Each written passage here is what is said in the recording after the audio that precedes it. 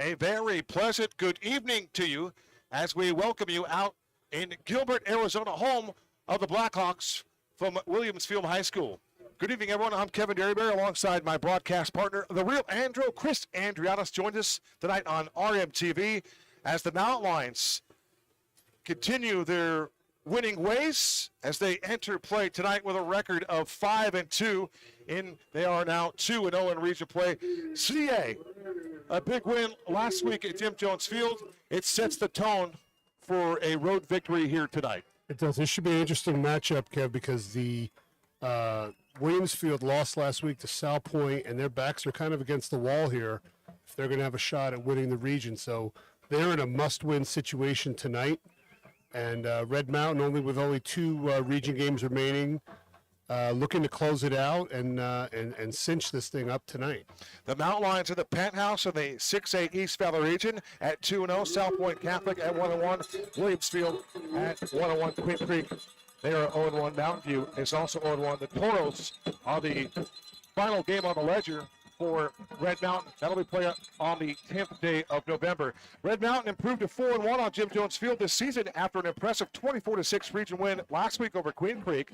The Bulldogs fall to 3-4 after that loss. Quarterback Carter Crispin passed for 262 yards and 3 touchdowns, and USC-bound wide receiver Jacoby Lane hauled in 8 catches for 153 yards, and that included an 11-yard touchdown reception. A spectacular catch at the back of the end zone, a little toe drag swag for Jacoby Lane. It was a fantastic throw from Carter Crispin. And also, the defense showed up for the Black and Cardinal last week. Edge rusher Tanner DeMassa had his third 10-plus tackle game. That included a sack, and the secondary had 3 picks, including 2 from Chris Castaneda and 1 from the X-Man Xavier Sanchez. So this secondary now, we talk about them getting it done in run support, Chris, but they've been playing very well in this no-fly zone for Red Mountain football. They're going to need to be in their run support shoes on tonight because Williamsfield loves to run the football. They're about over 70% run versus pass. They want to run the football. They intend to run the football. And they have a couple pretty good backs to do it. So that's the challenge before Red Mountain tonight. Yeah, we're going to see, perhaps we'll see some of Mr. Dye. He's one of those guys, Joshua Dye. He's a little bit banged up, but we might have a chance to see him. And, of course, we're going to definitely see Dylan Lee. Dylan Lee, 6'1", 196, is a junior. They will call his number an awful lot. He wears number 5. Williamsfield, 3-4. They faced East Valley Region foe South Point Catholic, as Chris mentioned, on the road last week. They played that game in Tucson. Lancers with a 31-14 victory. South Point jumped out to a 14-0 first quarter lead. They never looked back. They added 17 points in the second quarter, and it was the Lancers victorious. And that sets things up here for this Blackhawk team. I spoke with Steve Campbell before the game.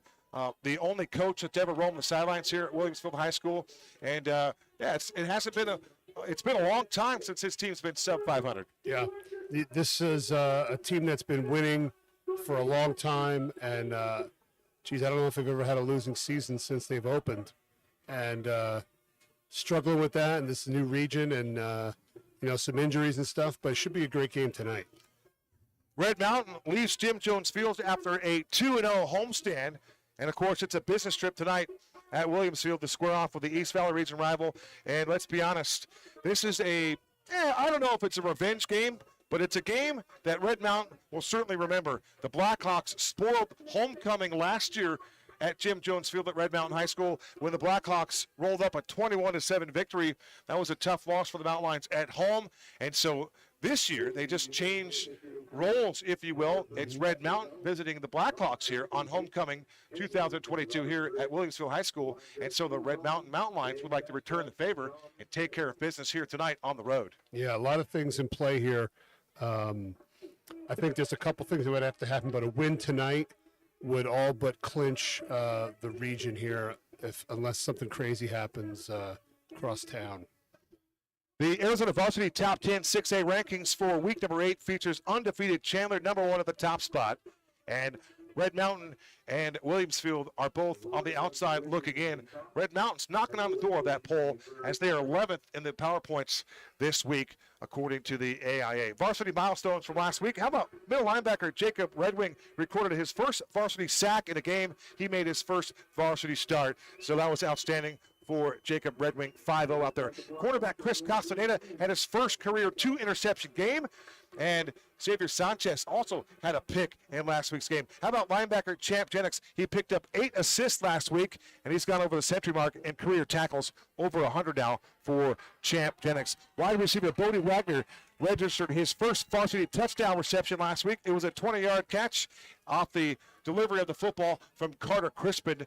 And for Shekinah Rigrish, she drilled a 35-yard field goal. It was the first field goal of the season for Coach Ender's group, and that was the first field goal of Shekinah Rigrish career. So congratulations to that young lady. All right, couple other notes here. Record watch. Let's take care of business tonight for Carter Crispin. He needs 2 touchdown passes to become the all-time leader with most touchdown passes thrown at 45. He's chasing Mason Thorman's record. And with 4,006 career passing yards, Carter Crispin needs 198 yards to become the all-time leader in passing yardage. And very quickly here at the lower levels, Joe Ulati and the freshman team lost their second game in a row after a 35-14 defeat. And Coach Runge, leading the junior varsity group, fell in a nail-biter 29-28. Injury notes, Maverick Starks remains out for the year with that torn ACL. Seth Barron is also on the shelf for the remainder of the season with that torn ACL. Preston Heap, he could be back in a couple weeks. So that is your pregame here tonight. Chris Andriatis, my broadcast partner, joins me.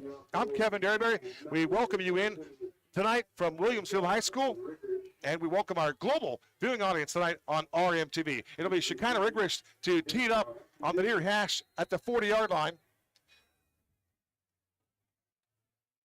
And we are underway. This will be a short kick taken around the 30-yard line to the far sideline. With room to run is the returner. Very slick turf tonight, Kev. I was down there. It's the turf has seen better days. Britton Stanton. Check that. It looks like that was Dylan Lee on the return for Williamsfield. And that is something that we definitely want to hone in on. For Williamsfield, wearing their home road gray uniforms trimmed in red with their red numerals outlined in a dark black with their traditional black helmets this evening. For the Mountain Lions, wearing their road whites with their traditional black helmets with the silver numerals outlined in cardinal. And we are underway. East Valley Region football in the 6A conference here from Williamsfield High School.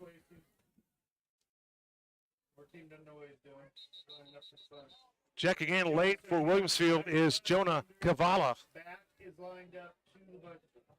Coming off the field here is... There's some kind of shenanigans going on here, Kev. Yeah, They're swapping guys left and right here. The wardrobe and the fashion police are out, and they usually make their way in the first quarter. We saw this happen with Carter Crispin last week. Kyle Heap had to take the initial step of the game, and we are ready to play. How about Caleb Heydrich, number 44? He's on the edge for Red Mountain, and it's nice to have him back in the lineup. And Gunnar Moore is on the sidelines tonight. First pass of the game is thrown over the middle of the field, and making the catch is Austin Vincent off a rifle throw from the quarterback. We just want to make sure that we know who the QB is. That's Travis Ebner, 6'3", 175, as he throws a beautiful ball over the middle of the field as Vincent takes it into Red Mountain territory after that run and a tremendous catch over the middle of the field. Yeah, I was getting a bunch set and was able to get him over the middle on a slant route. Gain of 18 yards. First and 10 from the 40-yard line of Red Mountain and late substitution. They're going to be hard-pressed to get this playoff. So Dylan Lee will check in, and he was the dude that returned that football on the opening kick, and he is going to spell Joshua Dye, the all-region second-teamer. So Ebner under center, I formation to turn the handoff, and they go to Lee, and Lee is going to be taken down at the line of scrimmage. Great pursuit up front by the Red Mountain front four. Yeah, nothing doing there. They held firm. Looked like they picked up about a yard. Champ Jennings with his team-leading tackle for Red Mountain, and for Jennings, He picked up his 54th tackle. Stephen Van Beekum right next to him, also contributing on the play. They will net Lee a 1-yard gain. And, Chris, we're going to see an awful lot of this run game by the Blackhawks tonight. Yep. They're in an I formation here, which is a old school traditional run set from back when I used to lace them up. Go back to the USC days with Charles White and company. Student body right, student body left, that kind of stuff. Second down and 9 from the 39-yard line. They pitch it to Lee on the right side, breaks a tackle at the 40, turns it upfield, and he'll take it to the 35-yard line before he's forced out. Yeah, they did a little quick pitch, speed option, and got him the ball on the edge. Made a guy miss, able to pick up about 6 or 7 yards there. Unofficially a gain of 5 for Dylan Lee on that toss sweep to the right side. Jennings and company over there defensively for the force out. And you can see some movement by the front 7 for Cal Enders' defense. Red Mountain at 5-2, taking on the 3-4 Blackhawks from Williamsfield. 10:30 to go, opening quarter, no score. This is a run to die. Starts it left, and they'll turn it up the middle of the field, and he's going to pick up some positive yardage, but he's going to be short of the line necessary to move the chains. It looks like they're going to go. They're going to go for it here. PJ Claiborne clogging up the middle for Red Mountain, doing a nice job, picking up his 15th tackle of the season for Claiborne, wearing the old number of Parker McClure. That's a number I think at some point you might see retired here. I know they don't do that in high school, but there's a couple numbers, 14 and 30. All right, Ebner again under center. And moving from the left side of the line to the right side for Williamsfield was Stamp. Again, another I formation. The turnaround, the handoff to, this looks like it's Dye. And Dye's going to take it down the sideline inside the red zone. And working his way towards the 10-yard line was the speedster Jermaine Dye. Making Joshua Dye, I beg your pardon, 5'11", 202. I mentioned he's all-region second-teamer. He's a player, and he's returning from injury, so you got 2 backs to deal with here tonight. And he's got the fresh legs, it looks like. Just got around and this is the thing where, you know, Red Mountain has to be sure tackling tonight because these backs will make you miss and they will make you pay. Joshua Dye playing in his 3rd game of the season, 33 carries before the first 2 tonight, 132 yards, a couple of touchdowns. The dude we got to be careful of is Dylan Lee. He is the state record holder for most rushing yards at a game with over 500. And running right again, it's Lee. He's going to take it into the end zone for a touchdown. A 10-yard run as he broke the tackle at the goal line and punches it in for 6 points on this opening drive of this East Valley Region football game. It's the Blackhawks that throw the first punch in this heavyweight bout at the 9:31 mark of this opening quarter. Dylan Lee inside the end zone for the touchdown. Yeah, I don't think Coach Campbell could have drawn it up any better. Right down the field, went for it on the 4th and 2. 2 plays later, they're scoring. Red Mountain's going to have to do a better job setting the edge there and coming up and making tackles on the perimeter. This would be somewhat of a concern for the Mountain Lions, this opening drive. Snap is back. The kick by Clegg is straight through. Nice work by the Blackhawks special teams. 9:31 to go in this opening quarter.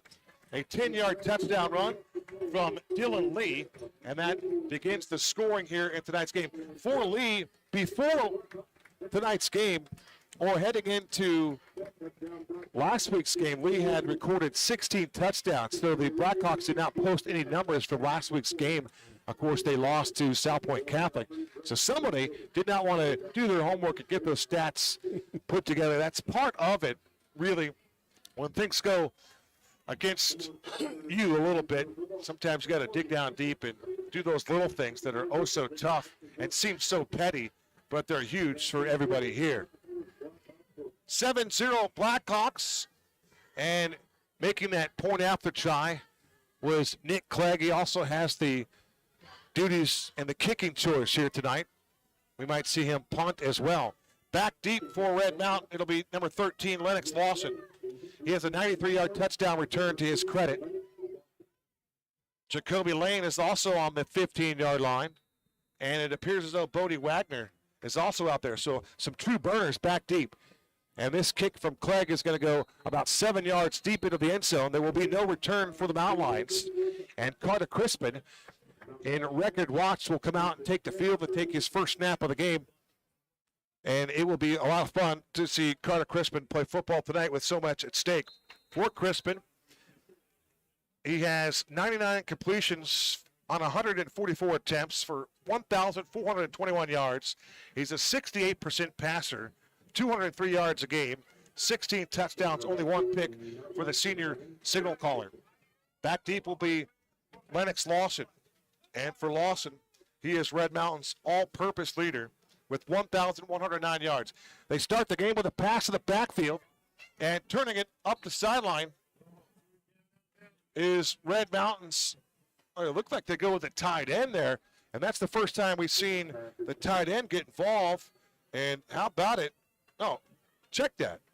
That's Bodie Wagner coming out of the backfield. Did you see that? Did you see him slip back there? I looked like he might have been in the lined up as a wing, and they gave him a little quick arrow route right there. And so for Bodie Wagner, he makes the reception and then gets tagged out of bounds.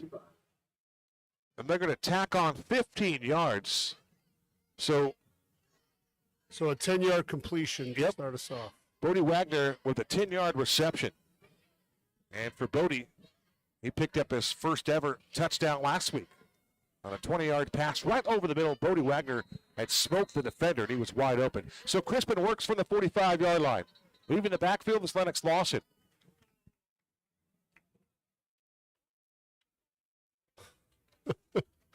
I'm not sure what is going on with the I've never seen the side judge come in and send a linebacker to the sideline. 3 keys to the game here for Coach McDaniel's offense. Win first down with 4+ yards per play, and they did that in that first play. There's a screen to Lennox Lawson, breaks the tackle on the 45, takes it to the 50, and across the 50-yard line into Blackhawk territory. They'll spot it around the 47-yard line. And on the screen play, a very effective play, that pass rush coming in a hurry, and they slow them down just a little bit as they wait for them to come in. And then Crispin, great delivery, just a great scheme to get the ball to Lennox Lawson on the screen. No better way to neutralize a blitzing front or a hard rushing front than a screen pass. Gain of 8. Carter Crispin is 2 for 2. With 18 yards passing. Here's a sweep to Lennox Lawson, and as Lennox does, he makes the first man miss around the 47-yard line, and as he gets the boundary, does a little sidestep and eludes another would-be tackler before a couple of gray shirts come over there and take him down, but not before he picked up the first down. Yeah, it was a great little play there off tackle, running into the boundary. You know, Williamsfield is a field defense. They want to put their guys to the wide side. So putting them in a quandary there to the boundary. Gain of 4 yards for Lennox. First and 10 from the Blackhawk 44-yard line. Working right to left. Jacoby Lane has the play. He's lined up at the bottom of your screen, and he's got one-on-one coverage. And now we're going to get a whistle from the official. Looked like a delay of game there, Kev. No visible play clock here tonight. Actually, there is. They're in the end zone. So we got 2 play clocks there. Let's get you our AIA officiating crew here this evening. The referee tonight is Matt McDonald. The umpire is Anthony Hicks. Our head linesman is Robert Griggs. The line judge is Tim Vaughn. And we're back to live action. A run play right up the middle. And tonight's back judge is John Pentland. Yeah, the Blackhawks were all over that inside run play. So now they're behind the sticks. 2nd and 14 here. Let's get you the offensive line starters for Coach Anders tonight with his 5-2 football team. The left tackle is Hector Martinez, 6'3", 310, wears 77. He's a sophomore. The left guard is Austin Whitney. Whitney, 5'9", 215. And then Anthony Martinez, the center, 6'3", 295. The right guard, Weston Hancock, 6'5", 270. And the right tackle, Jefferson Giles. Carter Crispin's going to scramble as he rolls to the far side. Slams on the brakes, and he's got nowhere to go. Here comes the Blackhawk defense to take him down. Yeah, that was a coverage sack right there. The protection was pretty darn good, and Crispin they had him fenced in. He had nowhere to go, and instead of getting rid of it, tried to make something happen with his feet, and they sacked him. Jack Pendleton over there for the sack. That's the first sack of the season for Mr. Pendleton, wearing number 23, an outside linebacker, 6'3", 218. 6:49 to go, opening quarter. It's 7-0 Blackhawks on a 10-yard touchdown run by Dylan Lee. So Crispin, after the 9-yard loss, faces a 3rd and 19. A screen again set up to Lawson at the 45 to the 50, and he'll take it into Blackhawk territory. Gets to the 48, and that's about it, as there's a swarm of gray jerseys there to take Lennox Lawson down. Nice work in the middle by the Blackhawks. Mark Trepathy, among others, the defensive tackle, 6 foot 230, and I said a host of gray shirts making that stop. So it'll be the punting situation for the Mountain Lions. Carson Mauder is on to punt. He's standing on his 37-yard line.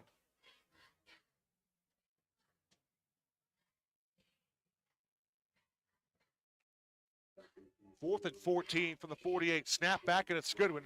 And Mauder drills it to the middle of the field. Takes a couple of hops. Takes a great bounce for Red Mountain. And that ball is going to roll all the way towards the 1 foot line, so it appears. That's see a where great they actually punt by Mauder there. We'll see where they spot the football, but it looks like it's going to be right near the 1 yard line and maybe inside the 1 yard line. It's homecoming 2022 here at Williamsfield High School. And the Mountain Lions with that memory of last year's defeat to the Blackhawks. Red Mountain defeated Williamsfield here a couple of years ago in the Parker McClure game on that fumble recovery. And here comes the Williamsfield offense once again.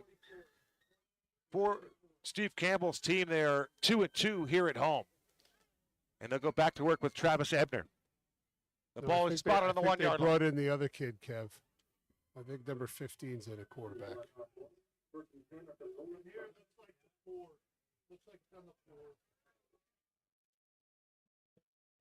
It could very well be Chandler Johnson, 5'10", 155, a junior. But the ball is spotted on the 1 yard line. No, they moved it out a little bit. Oh, they did. Wow, that's tough. the official was right there, and then they started walking They moved towards it to the the one. 5. I tell you what, you take your eyes off the field for 30 seconds, and things will change. But don't worry, they jumped offside, so we'll get half that distance back. Let's get you our keys on defense against the Blackhawks. Stop and contain the run. Well, that was a little shaky in the first drive. No big plays of 25 yards or more. They got that in control. Get off the field on 3rd down. We'll see how that works here on this drive. Impact player of the game tonight, Lennox Lawson, Carter Crispin, and on defense, I'm going with Tanner DeMassa. All right, so this will be Johnson on the handoff, and there's nothing doing as he trying to work that right side. Yeah, the defense always plays a little bit tougher when there's a safety in the offing. So I would expect them to really firm up here and keep this team in the end zone. Elijah Albee out of that strong safety position, 5'9", 180 there to mix things up on that last stop. The tailback was Dye. And now Dye moves towards the wide receiver position on the left side, and there's movement. And now we're going to get a procedure penalty assessed to the Blackhawks. That's the one time where it really doesn't cost you all that much if you jump off sides. Not here. You're going a foot back. Not with half the distance to the goal. Yeah. So now they have worked their way back to, of course, the 1 foot line. The Long Beach scoreboard says the ball's still on the 2. At quarterback is Travis Ebner. Ebner to the outside, pass complete, and trying to make a move up the sideline with Stanton, and he's going to be caught in his tracks by the Red Mountain defense. A couple guys there in a hurry, led by Xavier Sanchez and friends. Cornerback coming up in run support once again for Sanchez. Big 3rd down here. Got to believe that Coach Campbell's not going to go for it on 4th down at this spot of the field. 3rd down and 6 from the 9 yard line. 4:16 to go, opening stanza. Going back to the formation they started the game with. Shotgun formation, snap back to Ebner. He throws over the middle field. The ball's going to be caught for the 1st down. And making the catch is Austin Vincent, his second reception of the football game, and he found that soft spot in the zone, and Edmer delivered a strike.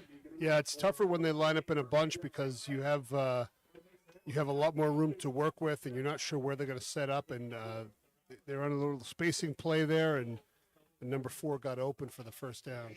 Gain of 11, and the Blackhawks now with a fresh set of downs, 1st and 10 from their own 20-yard line. Red Mountain showing 3 down linemen. And now joining the edge is Caleb Heydrich. Trips to the near side for Edmer. The pitch to Dye, and Dye running hard will pick up about 5 yards. Just a student body right. Go back to that USC play. Charles White in the day, John Robertson, the head coach, but just a toss to the right side, and Dye gets that momentum running downhill, picked up 5 yards rather easily. And the bunch is an ideal set to run a toss out of because you're getting angles. You can crack block, you can block down and pull around. So it's ideal for angles for your receivers to block. 9 minutes gone by, open quarter, 7-0 Blackhawks have the lead. And now Dylan Lee will motion to the far side of the field. Ebner under center, the deep back is Dye. They pitch the Dye to the left side. Waiting for his blockers to develop, and he turns towards the inside, and right there waiting for him are a couple of white jerseys. Champ Jennings and P.J. Claiborne defensively there to combine on the stop for the Mountain Lions. Excellent work on the interior with this front 7 for Red Mountain. And they tried to get to that same play from a different look, so they lined up the third receiver out wide. They were in a 2-man bunch off tackle, and they ran the Z receiver in to basically get back to a bunch set at the snap. Ethan Schul starts at left guard, 6'2", 290. The left tackle is J.T. White, 6'3", 315. He's just a junior. The center is Tanner Brazil, 6'2", 260. The right guard, Colton Campbell. And James Lujan at left guard, 6'2", 285. They got some hogs up front, CA. Oh, yeah, they got some size for sure. And before we can take the third down snap, we're going to get a timeout taken on the field. And we're taking timeout with them. You're watching Red Mountain Football on RMTV.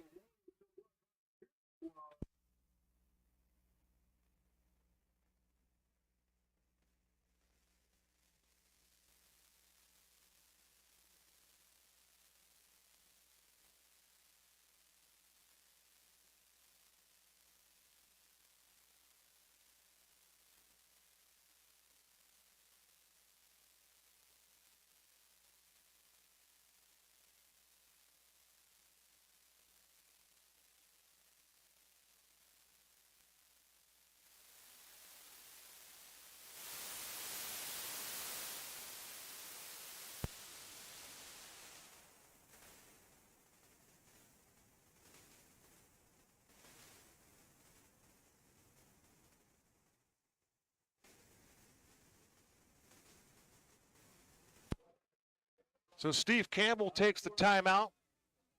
1:53 to go to the second quarter. It'll be third down at 2 from the Hawks, 29-yard line. The deep back in this case is Dylan Lee. For Dylan Lee, 1,260 yards on 148 totes before last week's game with a long of 94. They turn around and hand it to Lee. He's going to be caught in the backfield. Great play. Outstanding tackle by Tanner DeMassa off the right side edge, blasting through the backfield and taking down the ball carrier. Outstanding play by DeMassa. That was away from the tight end there, so they're down a man, and you can't really account for that guy that's off the edge. Tanner made a great play there, and now they'll be punting. For DeMassa, his 48th tackle of the year, just a couple behind Champ Jennings. But for Tanner DeMassa, my impact player of the game, getting off the edge, and he was unabated, Chris. Yeah, untouched. You can't draw it up any better defensively when nobody blocks you. Great job. Now Clegg is in punt formation. Snap is back, and he gets this punt off, and it's not a good one as penalty markers fly in. Once again, our white hat official is going to indicate, illegal substitution assessed to Williamsfield. Williamsfield's having some substitution issues tonight. We've seen it every drive so far. They got kids running in, kids running off. not something that you. Not a hallmark usually of a Yes. Steve Campbell team. Great. for That's sure. just a great way to say it. Not a hallmark, not a typical functionality that you would see from Steve Campbell's team. And now we get another penalty, and this It's one going to be on Red Mountain. little tit for tat here. Now this one is going to be encroachment on Red Mountain. So meanwhile, at the 46-yard line is Lennox Lawson, and Jacoby Lane is also back. Chris, for fun, do you think there's a play that we'll see Jacoby catch one on the near boundary and then toss it back to the far side to Lennox? A little Music City Miracle type deal. Yeah, maybe not quite like that, but something similar. I wouldn't mind seeing a little reverse action or a fake reverse with So two returners there. Here comes Clegg as he puts this one up in the night sky with some good hang time. And this punt will take a carom all the way down towards the 33-yard line, and that's where Carter Crispin will operate.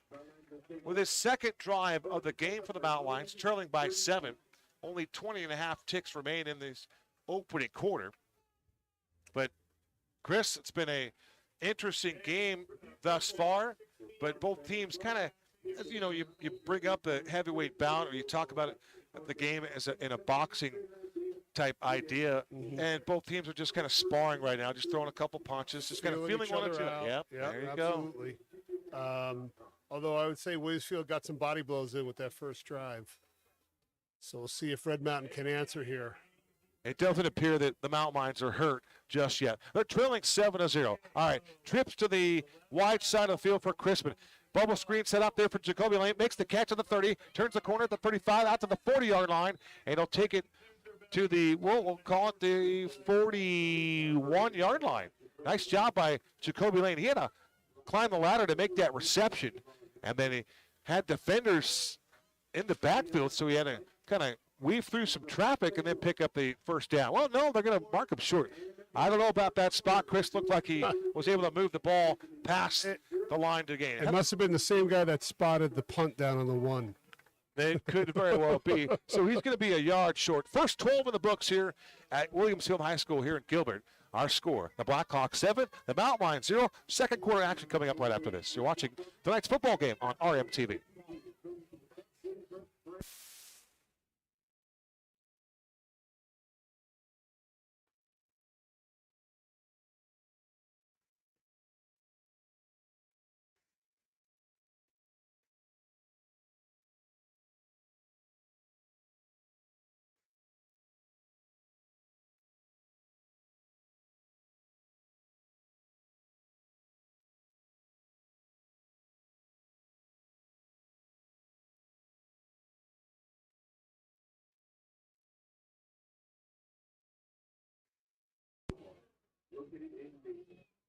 Welcome back to Williamsfield High School.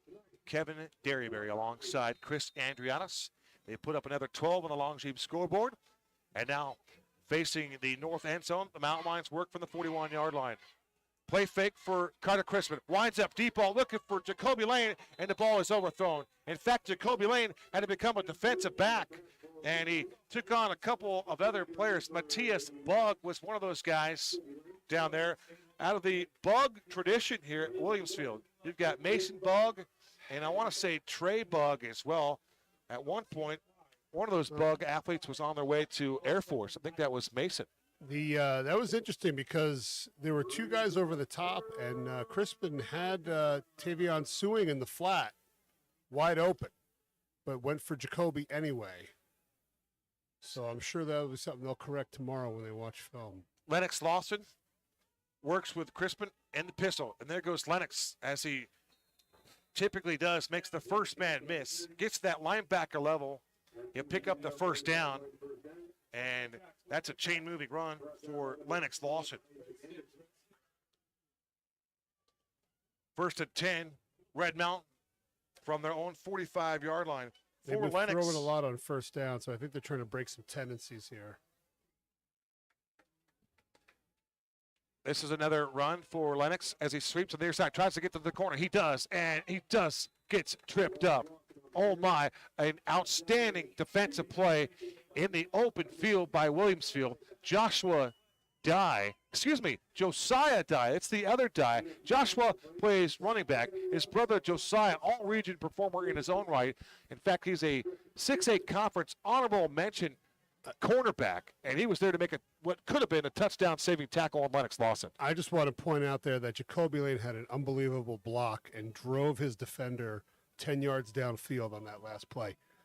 That's huge for when your receivers can block like that. They set up another screen, and this pass is overthrown. A penalty marker comes from the back judge. One note on Jacoby Lane.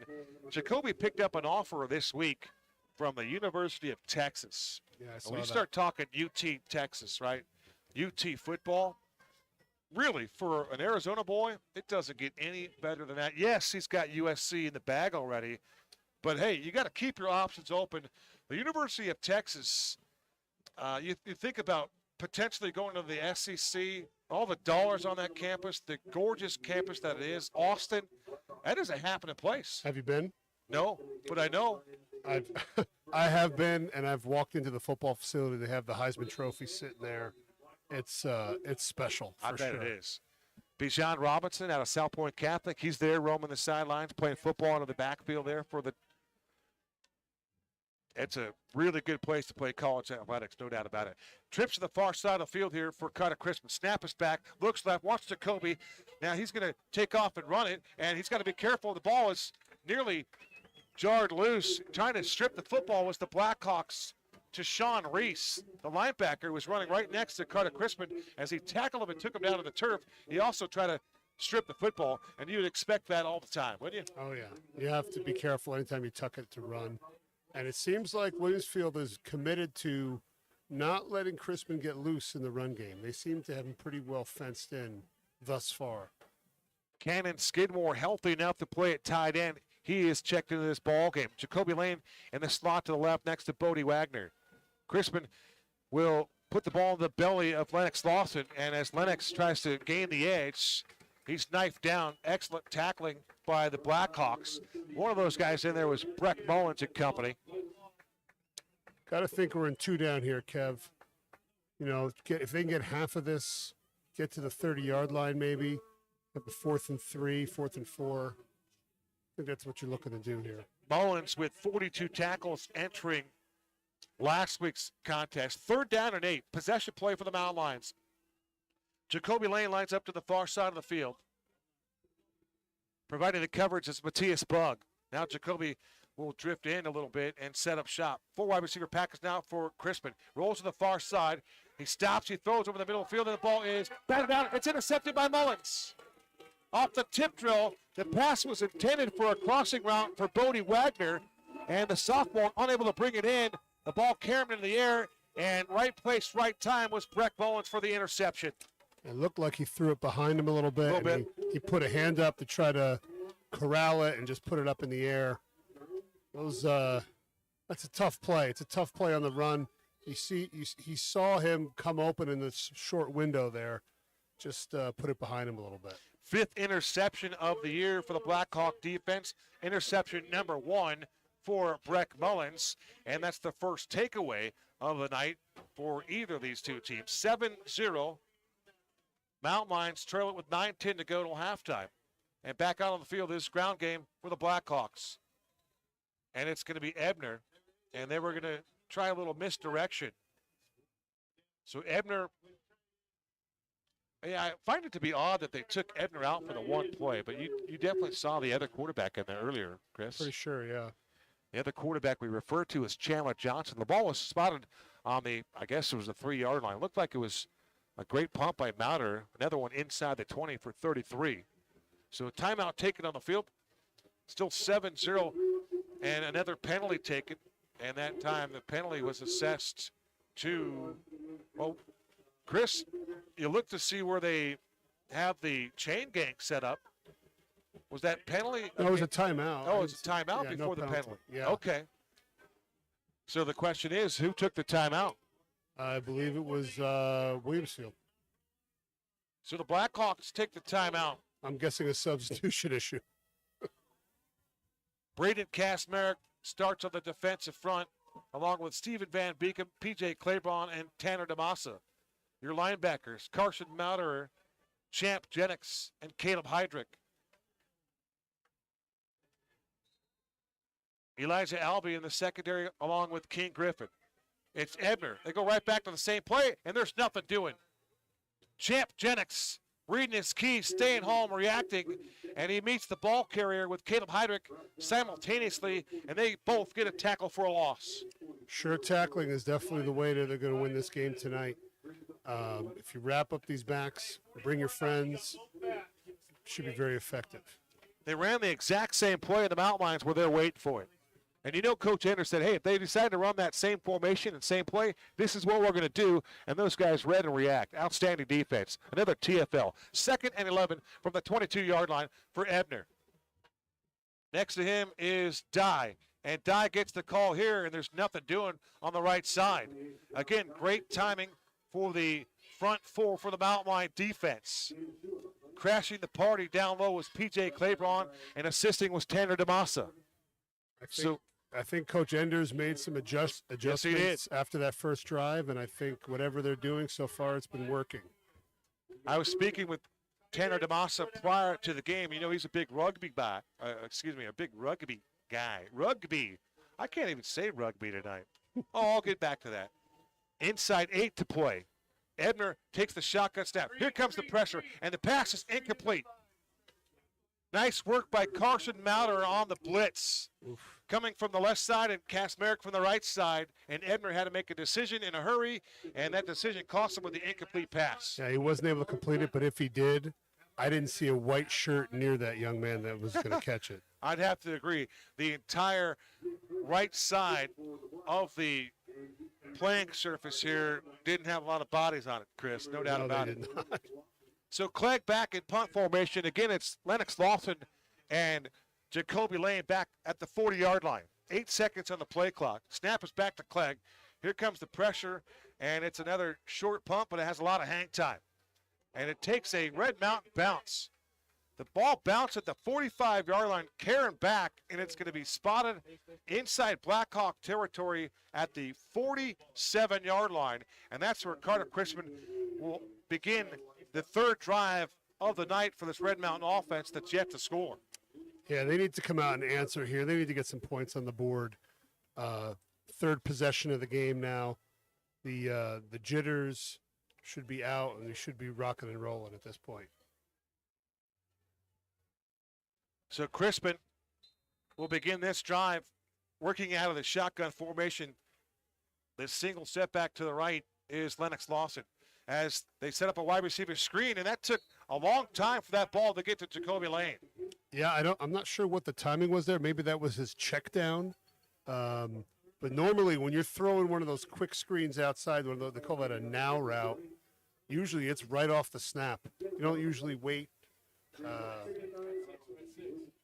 a couple seconds to throw the ball because it's just more defenders going to be there to defend it and maybe get in on the route.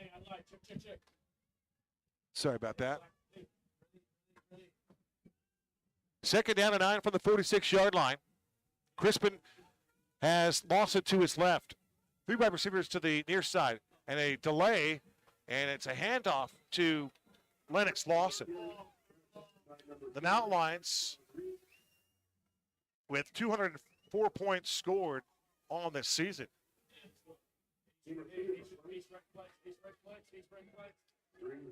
It is nice to see Tavion Sewing back. He hasn't played all the snaps, but he is definitely out there. And Cannon Skidmore also wearing number 80 with the pink gear. Gets the play from Jacoby Lane.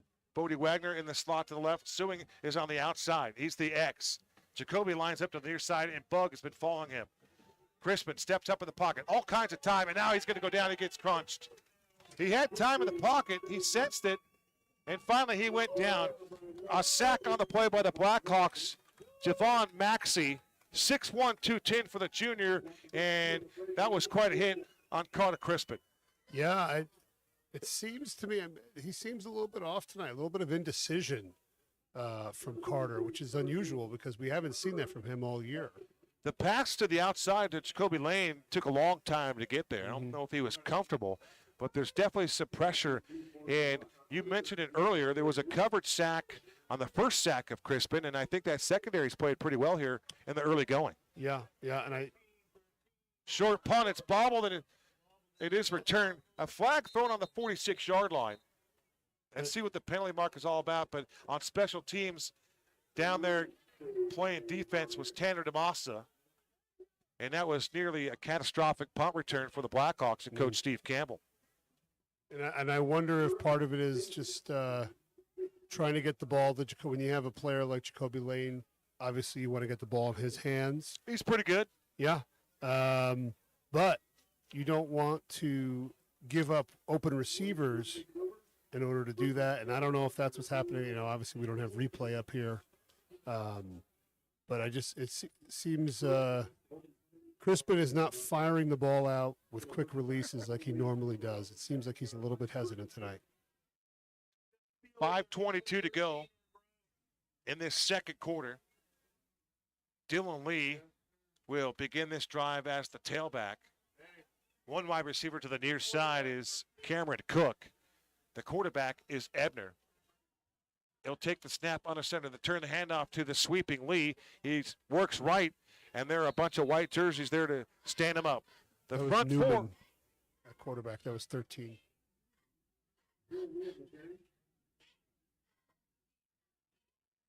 So the front four for the Mountain Lions playing rather stout there early.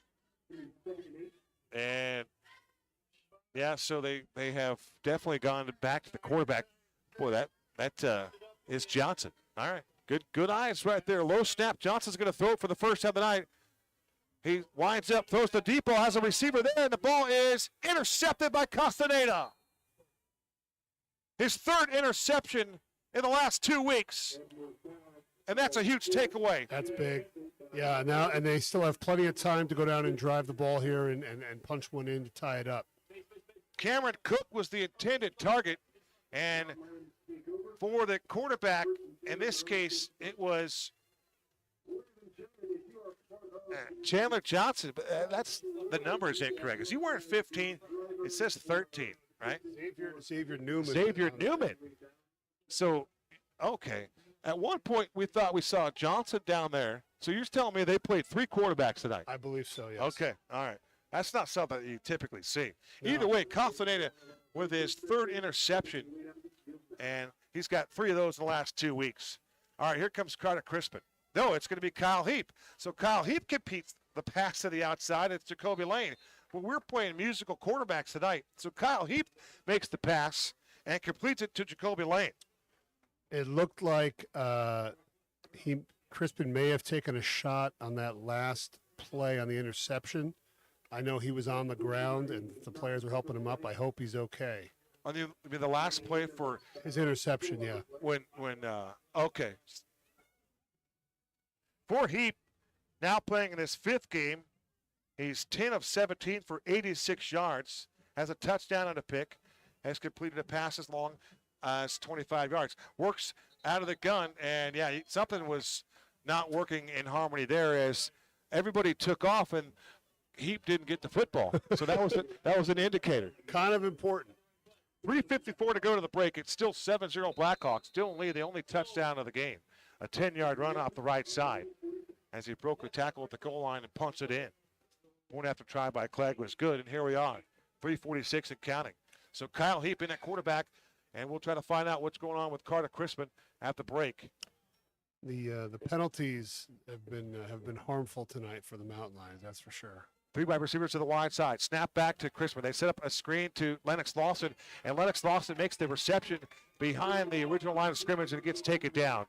Outstanding defensive play there by Isaac Anderson, the outside linebacker, 5'9", 190.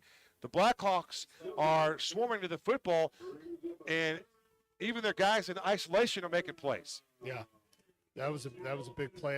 And obviously they're keying in on Lennox. So anytime Lennox tries to slip out of the backfield, they are aware of it. So Lennox will take this snap. Nope. You thought for a second he'd go into Wildcat. Now Kyle Heap takes the snap. He throws a pass near sideline. The ball's caught by Tavion Sewing. Welcome back, Tavion Sewing. Outstanding curl route and a great throw by Kyle Heap. First down, pitch and catch for the Red Mountain Mountain Lions. When with the pivot route, when that ball is thrown on time in the right spot, it is unguardable. And that was a great timing route there. That was a West Coast staple going back to Bill Walsh and the 49ers. Just timing routes, breaks at the outside, throw it to the outside. Great throw and catch. Tavion Sewing with the reception. All right, here comes Kyle Heap. They go right back to the same play, and Sewing again makes the catch, and he's forced out of bounds. This time it's a gain of 8. And I like to see Heap get his eyes over to the other side of the field and not give those safeties a little jump on where the ball's going. He's steering them with his eyes. It's a great job, great quarterbacking there. Previous play, Kyle Heap to Tavion Sewing for 21 yards unofficially. Now that's a 5-yard pitch and catch to Tavion Sewing. So Kyle Heap now going back to work here, 2nd and 5 from the 37-yard line. High snap, and Heap does a great job to recover the high snap. That's a killer, too. They were getting momentum, some rhythm throws. I was just going to say, if they had a pivot and go route, that might have been the ideal time to hit Sewing on one. I'm sure that corner wants to jump that next pivot route. Clock continues to roll. 1:30 to go to the intermission as Jacoby Lane switches sides. And he switches sides with Tavion Sewing. Full wide receiver package here for Kyle Heap. Flank to his left is Lennox Lawson. 3rd down and 18 from midfield. Heap is going to run the football to the 50. And he'll take it to the 45-yard line, and he fumbled it out of bounds. Tackled by Mullins. Mullins is having an outstanding second quarter. Has about 3 tackles and an interception for Breck Mullins. And so looks like they're going to punt here. Heap will pick up positive yardage, but well out of Shekinah Rigrich's field goal range. It'll be a 8-yard run for Heap. 4th and 10 from the 42-yard line.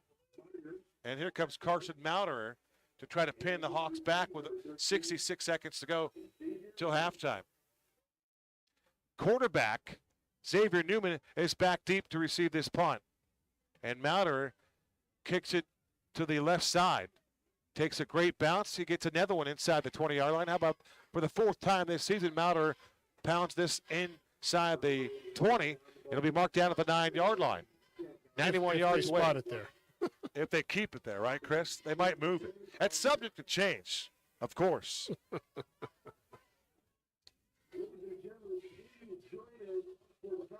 Very important that the Mountain Lions don't let them score any points here at the end of the half here.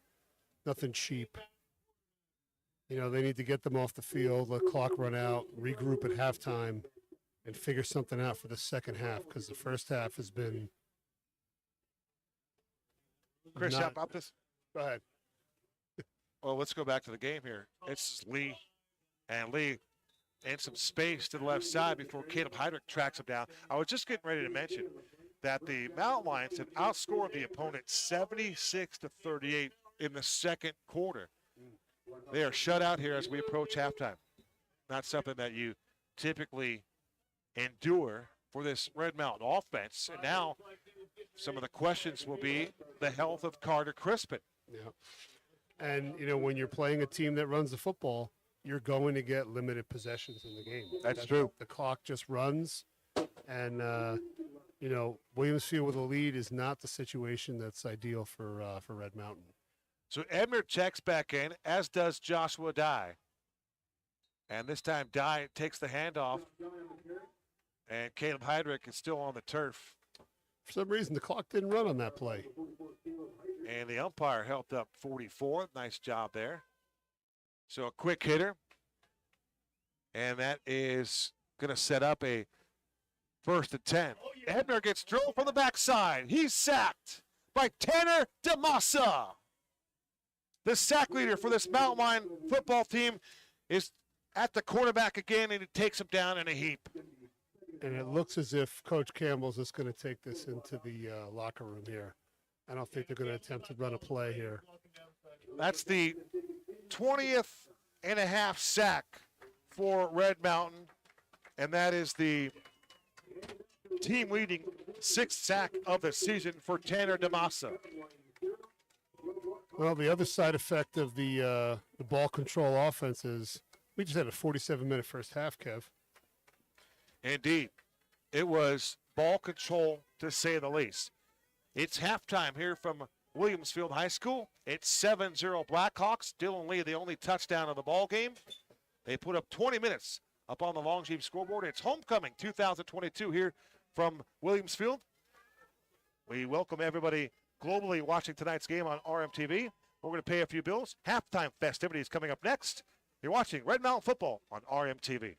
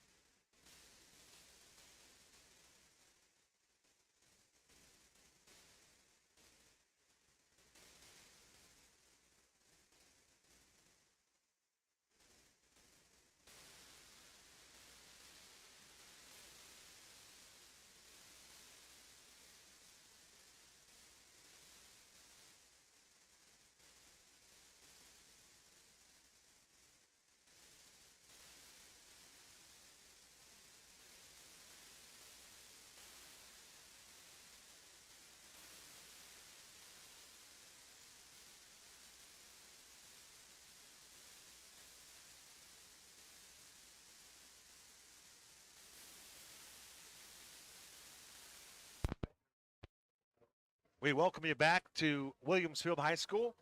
Kevin Derryberry alongside Chris Andrielis. They just put up an additional 3 minutes to allow the players to warm up, so it'll be an even 23-minute homecoming here out here in Gilbert. It's 7-0 Blackhawks. Dylan Lee a 10-yard touchdown run, and Clegg with the point after try. The only scoring of the game. Injury update for you. We have learned that quarterback Carter Crispin will miss the remainder of the second half.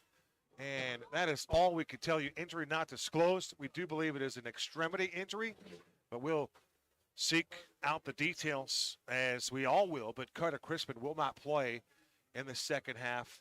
He has been ruled out. So Kyle Heap will be your quarterback for the Mountain Lions. And for Kyle, he has a touchdown pass. He picked up that TD pass on the road at Marana Mountain View.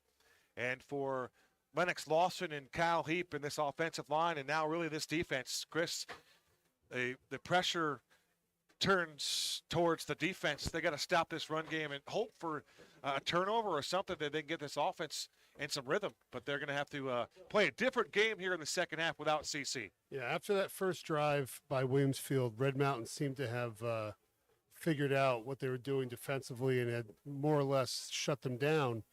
But like we said with ball control earlier in the first half, you're only going to get a limited number of possessions here. So right. The offense needs to make them count. Need to get on the board here. And I would say in quick order. So, yeah, you had mentioned it in that second quarter.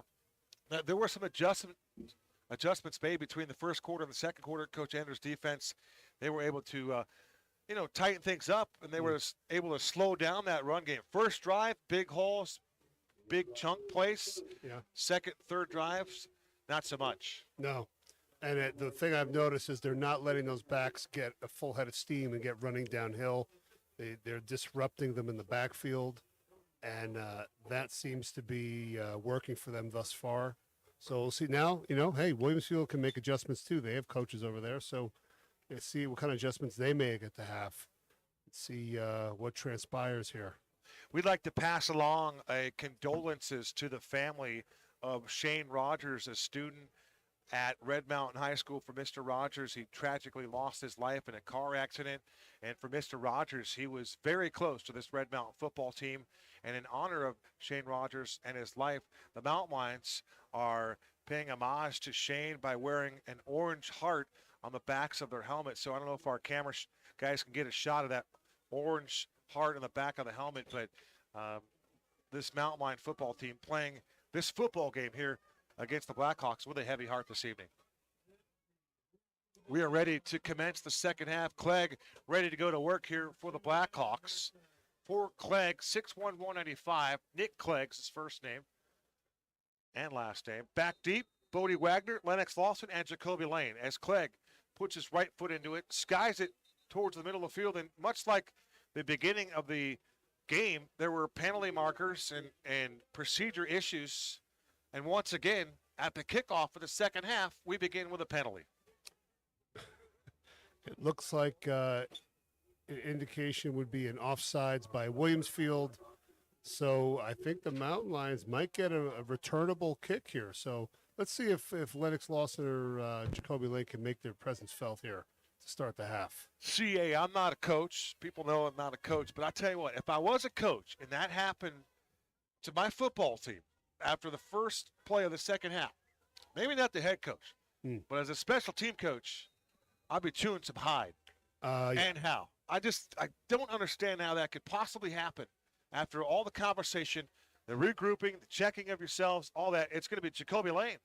As Jacoby hesitates, waiting for some blockers to pick up, trying to get to the edge. He's got the edge, down the sideline to the 40, 45, and he's finally going to be tattooed out of bounds. But I think the guy that delivered the tattoo and applying the ink was Jacoby Lane. Yeah, he dropped his shoulder on that would-be tackler. And that's exactly what they needed. Now they have the ball at midfield here. Let's get something going now. You talk about a collision. That was an outstanding 6-8 conference collision, and that was set up there by Jacoby Lane. Outstanding return for the Mountain Lions, trailing by 7. It'll be Kyle Heap to start the second half at quarterback. In the backfield, joining Heap is Lennox Lawson. 3 wide receiver package now with Suing, Wagner, and Jacoby Lane. And it's Lennox getting the first call of the second half as he falls forward. And that's what Lennox does. He's always able to fall forward. And now we're going to have to pause as we play on here.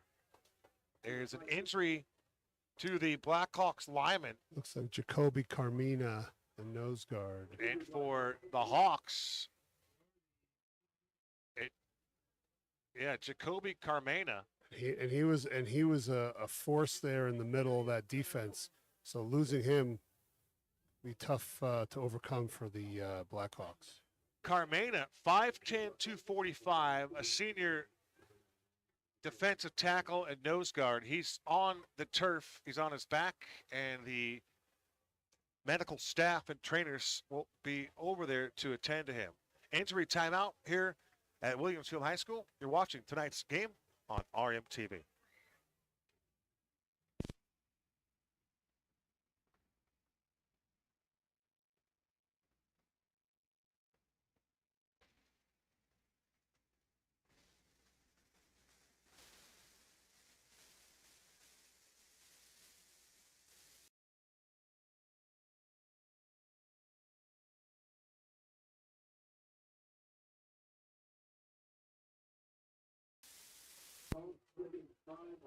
All right, after the timeout, Carmena able to get up and walk off under his own power. Looked like a groin, playing doctor on TV here, CA. Looked like a groin for me. 11:24 to go. Working from the 49-yard line is Kyle Heap as Lennox Lawson leaves the backfield. Snap back to an empty backfield for Kyle Heap. Throws the deep ball. Watch Lennox Lawson. He's there. He's going to take the ball inside the red zone. Boy, Lennox, his route took him and the momentum took him out of bounds, but Kyle Heap dials long and connects with Lennox Lawson for the biggest play of the game for the Mountain Lions. That was a great play. You know, when you motion your back out late, normally you're going to get matched up on a linebacker, and there's no linebackers, I don't think, that can cover Lennox Lawson step for step. And he just beat him off the on that go route. 31 yards if Lennox doesn't step out of bounds. That's a walk-in touchdown. 1st and 10 inside the red zone. They work from the 18-yard line. Starting left, putting his foot in the ground and taking it right up the middle was Lennox Lawson, and he gets belted in the middle of the football field. Yeah, that safety came flying up and made a stick there. Oh, yes. 99's back in the game here. Josiah Dye put a stick on Lennox Lawson. And we've talked about the toughness for Lennox Lawson. He is one tough hombre. Gain of 4. That is a tough earned 4 yards for 13. 2nd and 6 from the 13. It's Kyle Heap to the end zone, and there's nobody home. Tavion Sewing got hung up with some press coverage at the goal line, and that ball was going to the back pylon in the corner, nobody home. Yeah, that's a good spot to throw one of those goal line fades where only your guy can get it. Tavion's got to keep working his way to that corner spot. The Blackhawks were 6-1 here on their home turf a season ago. They're playing well here at home again. Empty backfield for Kyle Heap. He uses the hard count, and it looks like he got somebody to jump, and that's a huge play in a game like this. A one-touchdown, a one-score game. Every little nuance tonight is going to be big, including a hard count to get a free 5, which makes it here. 3rd and very, very manageable. 10:31 to go in this third quarter. 7-0 Blackhawks. It looks like Calvo sets up in that H-back spot. The tailback is Lennox Lawson, and Lennox has got to get the first down. So it appears. He needed a couple, and I think he got 3. So a nice power run by Lennox Lawson. Running power. Yeah, I couldn't tell if it was power or not. I didn't see a guard pull. I saw the H-back there. Calvo was kind of bunched up on that left side. It did not exactly see. What I noticed is there was no deep safeties on that. They had everybody up on the line, so I would imagine you might see Jacoby, although it looks like they're going to bracket him here. 1st and goal to go from the 7-yard line. Heap to the air. Jump ball. Jacoby Lane wide open, and that's an easy catch. And that's a touchdown reception for Jacoby Lane. And that's the 2nd touchdown pass of the season for Kyle Heap. And the Mountain Lions are 1 point away from tying up this football game at the 10-10 mark of quarter number 3. And Jacoby did a great job setting up the corner with an inside move, and then just didn't look up initially right away, and was able to slide past him. Easy throw and catch there. Nice job by the quarterback. And that's just what the Mountain Lions needed to get back in this game. No question about it. Touchdown reception number 9 for Jacoby Lane, Inspector Gadget, and they're going to wave it off now. Yeah. And you sit there and say, why? Because there was a penalty, and without a mic'd up official, sometimes when you're talking and looking up information that something might slip past you, and unfortunately, they took that touchdown off the board. So everything we just said about that Forget it. 7-yard touchdown pass from Kyle Heap, it's all bogus. All bogus information. Special thank you to our booster president, Sarah Peebler, providing us with some game information tonight, in particular for Shane Rogers. So thank you to Sarah, probably watching this game, maybe from the stands across the way from us, CA, perhaps they're at home. We traveled pretty well today. I think we got a good crowd. Good crowd on hand here, no doubt about it. So with 10:03 to go, Kyle Ender's offense has to regroup, and it'll be interesting to see what Coach BMAC comes up with here.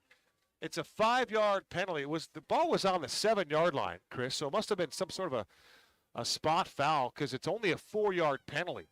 So now it'll be 1st and goal from the 11-yard line. The Mountain Lions can't get a first down in this case. Trips, and the trips bunch to the right side of the formation. The tailback is Lennox Lawson. All kinds of time. Lawson in the backfield to the 10, to the 5, and Lennox is thrown down towards the 2-yard line. Nice job by Kyle Heap to read and react. Good poise from him. Had all kinds of time. Just checked it down to Lennox Lawson, and he picked up 10 yards. That's a great job just overloading the zone. You have your 3 guys spread out, the defenders, and then Lennox comes out of the backfield. They just don't have enough guys to cover that. So it'll be 2nd and goal from the 2-yard line. We'll call it a 9-yard play. Heap to Lennox Lawson. 2nd and goal from the 2-yard line. Clock rolling at 9:24. Jacoby Lane will start up, and now we're going to get a pause in the action once again. Another timeout taken on the field.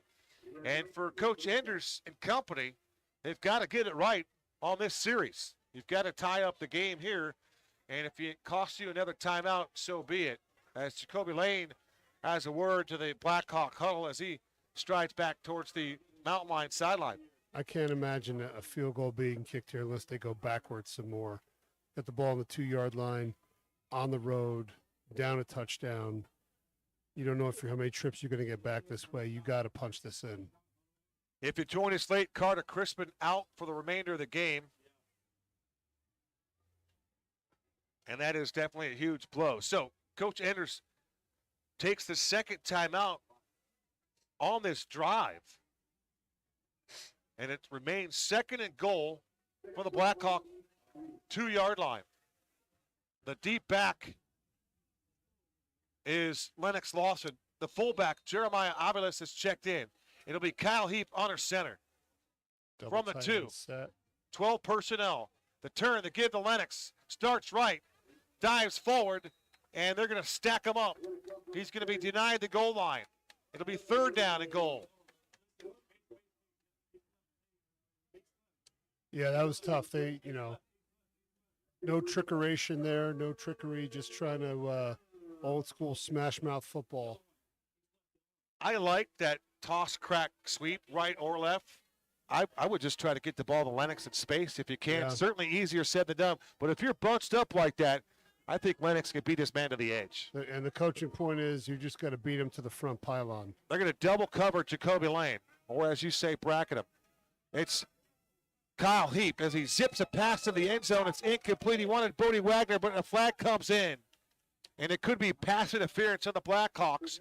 Gavin Wolf was providing the coverage for the Blackhawks. And Kyle Heap looking right all the way, knowing that Jacoby was going to be taken out of the play, kind of side on that one. And luckily for the penalty, it looks as though the Mountain Lions are going to get at least a reprieve on this one down. So it'll be third down. It'll be a 1-yard penalty, So and they'll replay third down. So it was half the distance, I guess. It was on calling the that 2. holding then? They're not calling that pass interference. And it's Pass not a- interference would be a first down. You'd think it'd be a fresh set of downs, too. Must have called holding. They'll bracket Jacoby to the near side this time. It's Lennox to the left of Kyle Heap. There goes Jacoby in motion in that fly sweep mode. Kyle Heap to the back of the end zone. The ball's caught for a touchdown. B-dubs. Bodie Wagner, touchdown number 2 for that sophomore, and his second touchdown in as many weeks. Kyle Heap to Bodie Wagner. And the running Jacoby across the formation, 2 defenders running with him, and opened the window up perfectly for Bodie on the back line there. Great throw, great catch, great play call. Great play call by offensive coordinator Brian McDaniel. B-Mac with the outstanding deception and the execution. Here comes Shekinah Rigrish out of a kick. Chris Costadena hold. The kick is up and true. 8:30 to go in the third quarter. Our new score from Williamsfield High School. Red Mountain 7, the Blackhawks 7. You're watching RMTV.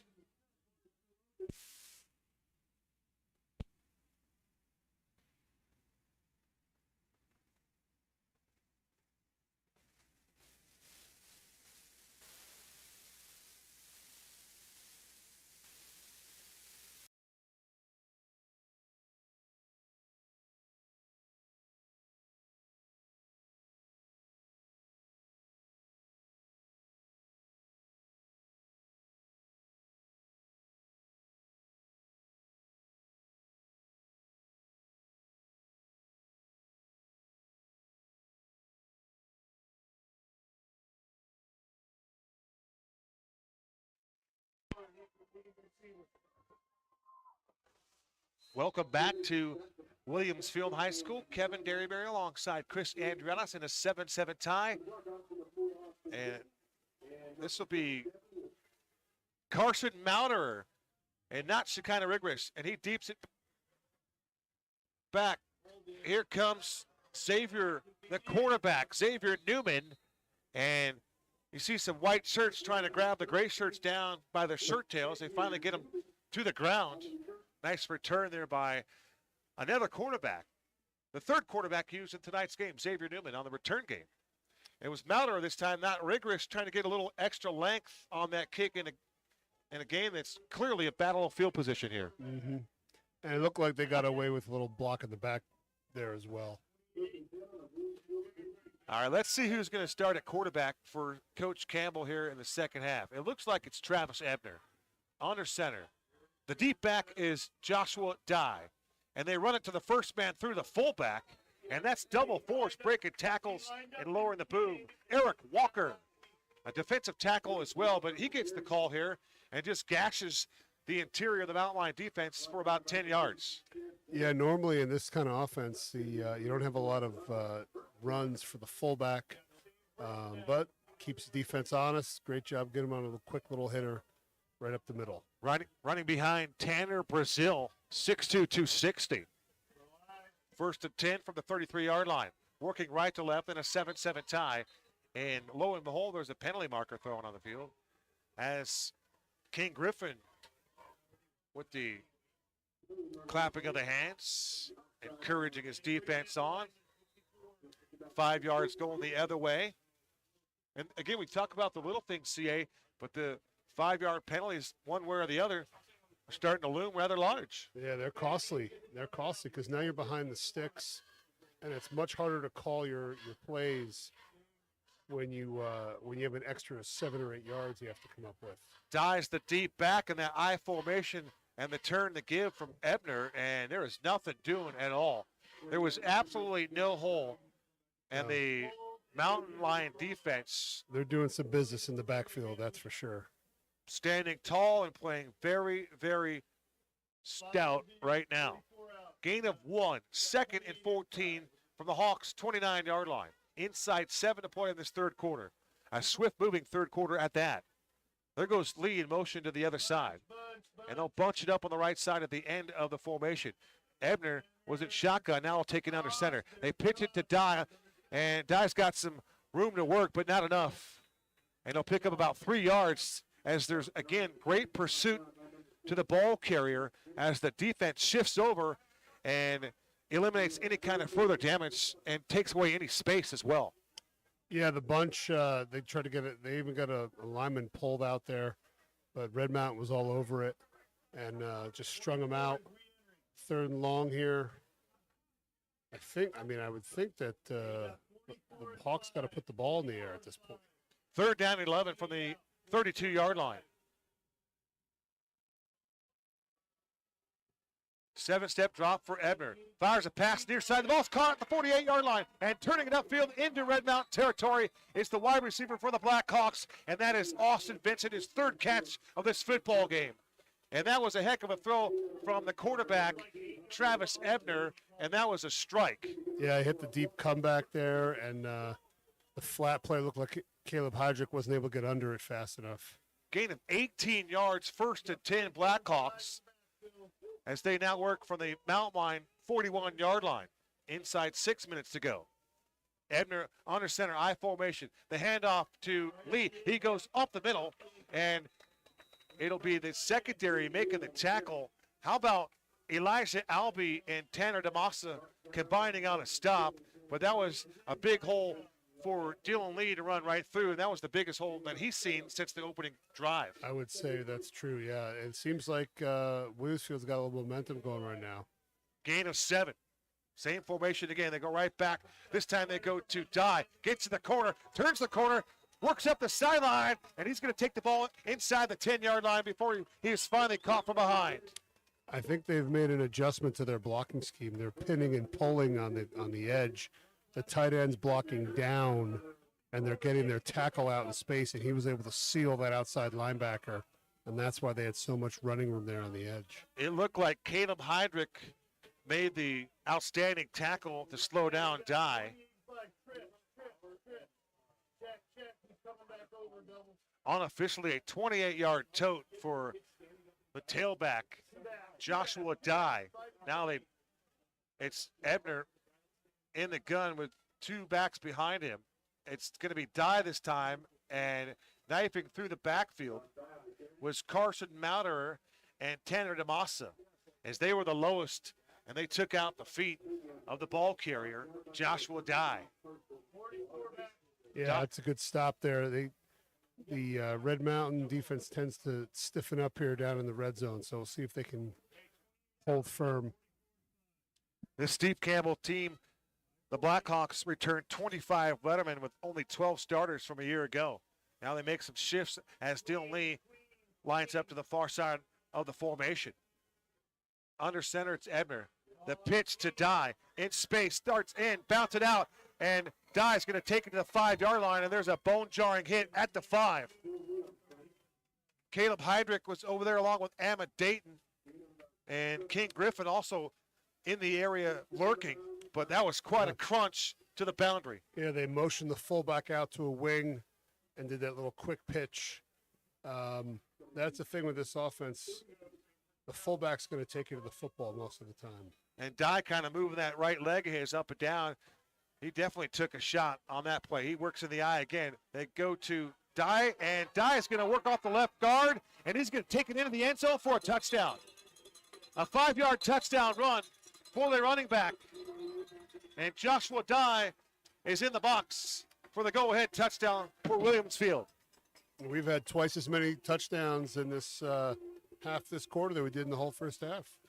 Dylan Lee has 1 touchdown, and Joshua Dye has the other. And that's why this Blackhawk football team is very effective at running the rock. It'll be Nick Clegg on for the point after try. Before last week's game, Williamsfield had rushed the ball for 1,460 yards. That's 202 yards a game, a 6.5-yard average. That's getting it done in the ground game. Absolutely. Chris Andriatis. Absolutely. And I think the losses that they've had is when they've fallen behind and they're just not equipped to come back from 2 scores. That's not how they're designed up front. So they have to be able to get a lead and protect the lead. Snap is back. The Nick Clegg kick is straight through the uprights 4:48 to go in this third quarter. Our new score: the Blackhawks 14, the Mountain Lions 7, and now you have to go back to playing a little catch-up here, CA, but methodical drive, using the ground game mostly, but it was one pass play in there good for 20-plus, as it was Ebner to Austin Vincent, and that was the play of the drive, and then it was Joshua Dye that finished things off with the 5-yard touchdown on off left tackle, left guard, that left side, doing a nice job of opening up the hole. It was James Lujan, one of those guys back there, and then Ethan Schul also playing well. One thing that I marvel at, Chris, is the longevity of Williams Field football. And Steve Campbell, we mentioned he's the only head coach that they have ever had, but in the last decade, 10 years of football, the Blackhawks 103 wins and just 22 defeats. That's pretty good. That's program savvy. That is what you call a high school tradition-rich football program. And again, also benefiting from playing in the 5A conference for at least 4 or 5 of those years, right? That's part of it, no doubt about it. For Williamsfield, they've been to the postseason in 12 of 14 AIA seasons played. Yeah. So they're a great program, and proven winners year in and year out. 7 double-digit win campaigns during that time. Feels like somebody just dropped something. All right, Kyle Heap back to work as he begins this drive from his own 20-yard line. Snap is back. He's going to take off and run, and there goes Kyle Heap. And Kyle Heap is going to pick up some positive yardage. How about a 6-yard run for the quarterback to begin this drive, trailing by 7 points? That'll do. And one thing that we learned on the last drive is that, if anything, Kyle Heap, in a backup role here tonight, should have developed a little bit of confidence if he didn't have that confidence already. Yeah. But he's got to be feeling, a little moxie here after that scoring drive and that touchdown pass, his second of the year. And that's sometimes all you need as a quarterback is just a couple big completions, a touchdown, and you just go right back into just playing catch in the backyard. Very little room to roam for Lennox Lawson. He ran into the defensive prowess of Jack Pendleton. And also down there was Jacoby Carmena. He'll clog things up in the nose tackle. Big play here. 3rd down and 2 from their own 28-yard line. Heap trying to use the hard count initially. I think Jacoby's going to get single coverage down here for number 1. Matthias Bugg has been shadowing Jacoby Lane the entire game, and now we're going to get a flag. They're indicating procedure assessed to the Mountain Lions. We talk about some of those keys to the game, and one of them is being productive on 1st down and being short, manageable. Yeah, well, now you're going the other way. That's a tough blow. Can't shoot yourself in the foot on 3rd down like that. Went from a 3rd and 3 play, 3rd and 8. That's a backbreaker. For the first time this season, Jacoby Lane, Bodie Wagner, and Tavion Sewing are all on the field at the same time.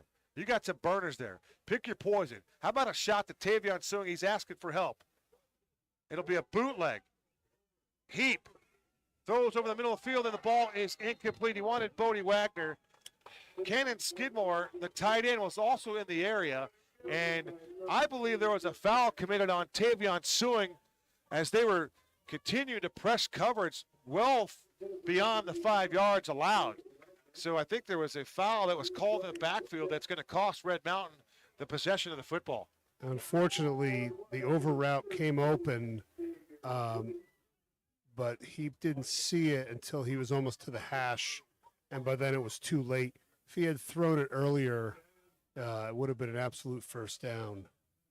Just didn't give his head around fast enough to see it. Snap back to Mauder. Xavier Newman is deep to receive this punt, and it takes a Williamsfield bounce, and it's going to be touchdown by Ammon Dayton. Change of possession. Blackhawks with a 14-7 lead get the football back, and they'll begin this drive at the Mountain Line 49-yard line. And I got to believe that Coach Campbell would love nothing more than to put on a 12-play drive, scoring drive here And if they're able to drive the football, Red Mountain's not going to get a whole lot of possessions.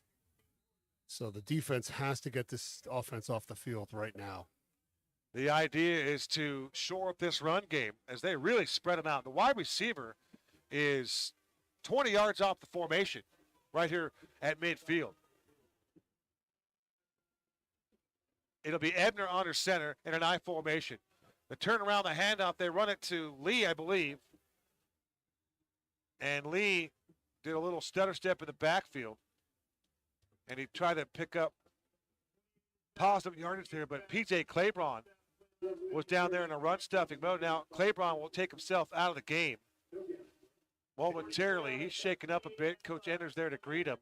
Those linebackers were playing some games of them, trying to switch their gaps, make the line confused about who's going to block who.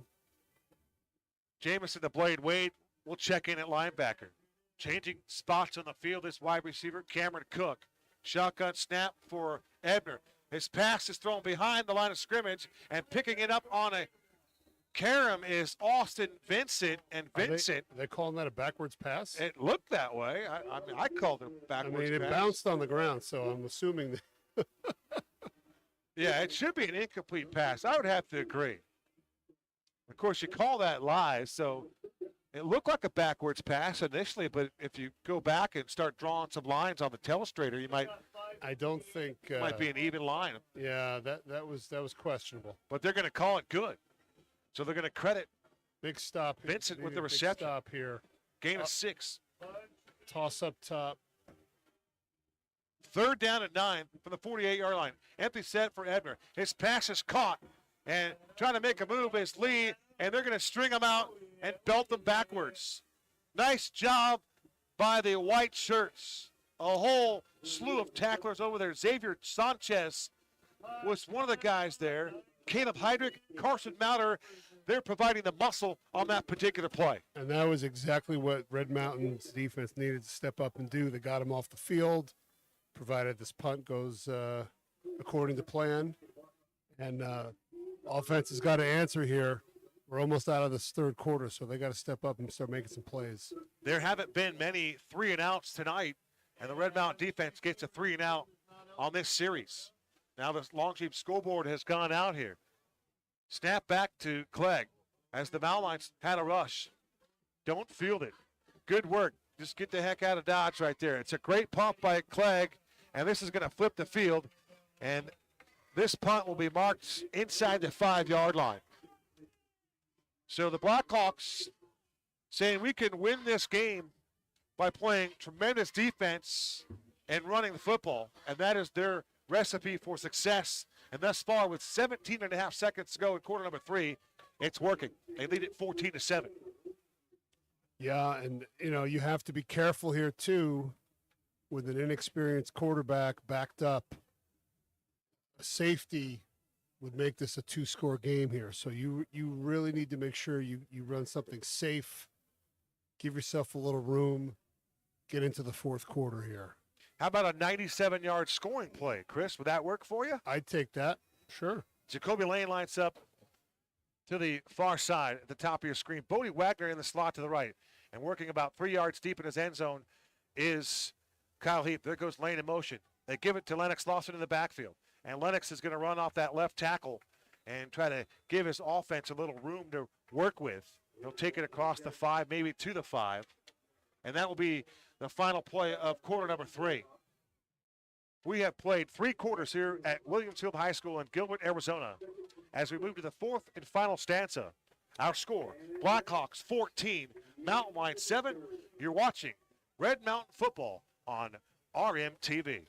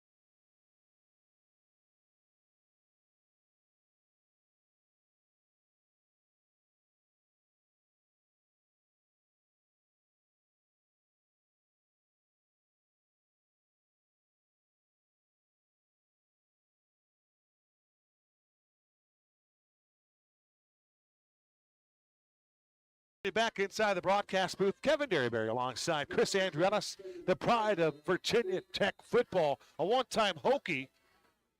All right, Chris, you've been here before. They got a long way to go. 2nd and 7 from their own 6. And that's not what you want. yeah, come on, man. You can't have a delay a game right after a quarter break. That is absurd. No, I think they had 2 guys moving at once. I think that's All right. the call. All right. I did see the procedure movement by the white hat official. But again, hey, it's only half the distance, so. It's only half the distance. Pat McConnell. Check that. Pat McDonald, our white hat official. Pass is zipped to the outside. Oh, what a move by Lennox Lawson. Lennox faked inside, immediately took it to the boundary and scooted up the sideline.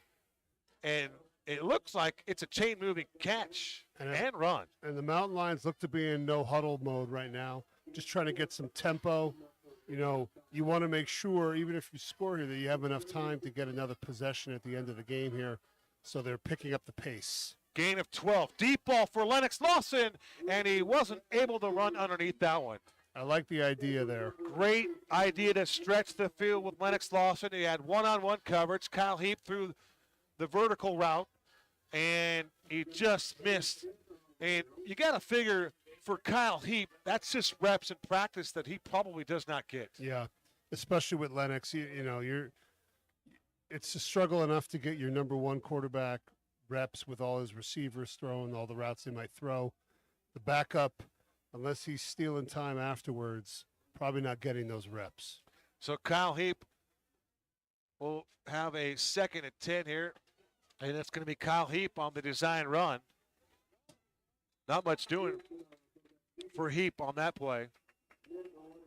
One of those guys there in run support. It looked as though Jacoby Carmena was down there moving along the line of scrimmage, getting low and getting dirty and making a play.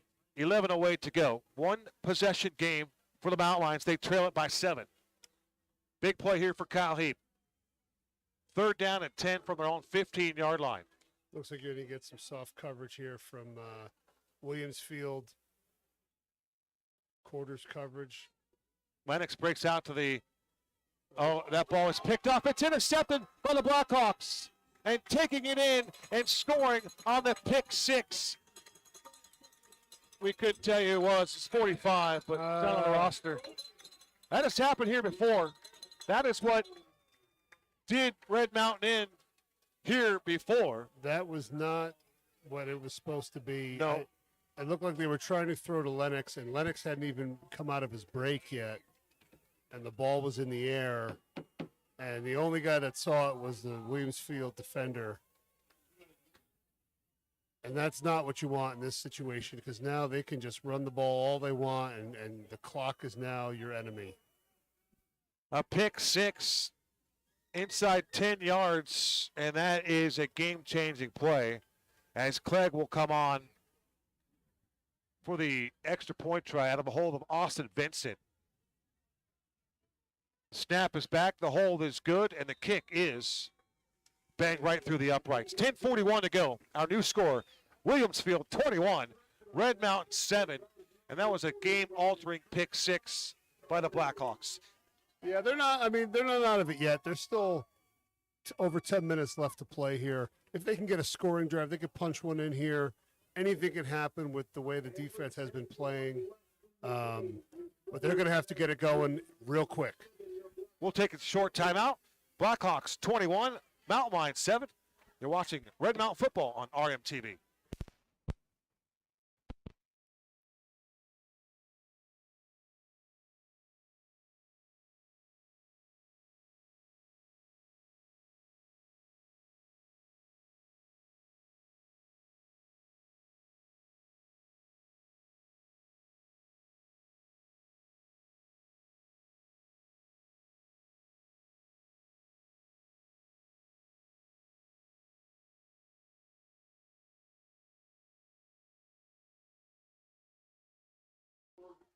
.41 to go in the fourth quarter, 21-7 ball game. Tayshawn Shorty with the pick 6 for the Blackhawks. And Clegg drives this keg end over end and through the black of the end zone.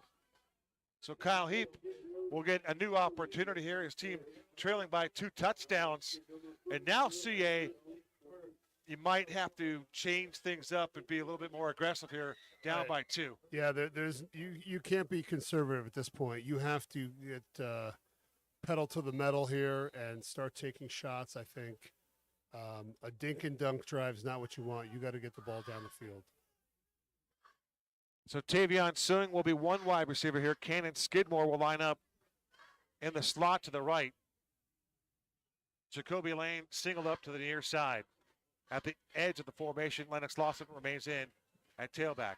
This will be a pass over the middle intended for Skidmore, and the ball was, check that, the ball was intended for Bodie Wagner, I beg your pardon. And it looked like Bodie kind of felt like somebody was in the kitchen coming in a hurry. A little heat being provided to Bodie Wagner. That one looked like it was short arm, just a tad. And I will say, I mean, Heap did a good job of giving him a low ball, so he didn't hang him out to dry. Bodie's got to come up with that catch. He does. He's got to make that catch, and that was a good throw by Kyle Heap. And we get another procedure penalty, and this is coming from the umpire. So right now, this is much self-infliction. Yeah, this is the 4th or 5th time now they've put themselves behind the sticks with a stupid penalty. It's not a recipe for success. No, Breck Mullins has checked in. One thing that you can start to get concerned about is certainly the time, but now you're going back the other direction, and there's only so many plays in the playbook for 2nd and 15. Yeah, there probably aren't many at all. Kyle Heap to the air. He goes outside to Bodie Wagner, and Wagner makes basically a chest high reception and then takes it out of bounds, but picked up positive yardage. In fact, that was a 10-yard pass play. Heap to Bodie Wagner, and that'll bring up a 3rd and manageable CA. Yep. 3rd and 5 from the 25. And that's what you want to do in those behind the stick situations. Get half. That's a great throw and a great catch by Bodie Wagner. A super sophomore with his 2nd catch tonight. He's been targeted 3 times. Now it's Matthias Bug to shadow Jacoby Lane. And I'm taking a shot to Jacoby at some point. And there goes Jacoby in the motion man to the far side of the field. He motions right. Heap on the rollout, throwing a deep ball, and he's got Suing there, and the ball is overthrown. Again, I like the idea. Great idea. Put it in the right spot. Tavion just couldn't locate it, couldn't get under it. That ball was thrown on the run. For my money, Chris, easier said than done. Can Kyle slam on the brakes, get those feet set, and then loft it down there? Looked like he had some time. Yeah. Looks like he had some time. I mean, there was certainly enough on the ball. And this is big here. 4th and 6 going for it. I mean, I hate to say it at this point, but this could be the ball game. Lennox Lawson is flanked to the right of Kyle Heap. And now we're going to get a timeout taken. It comes from the Mountain Line sideline, and it is taken by Red Mountain. That's their 3rd and final timeout with 10:23 to go.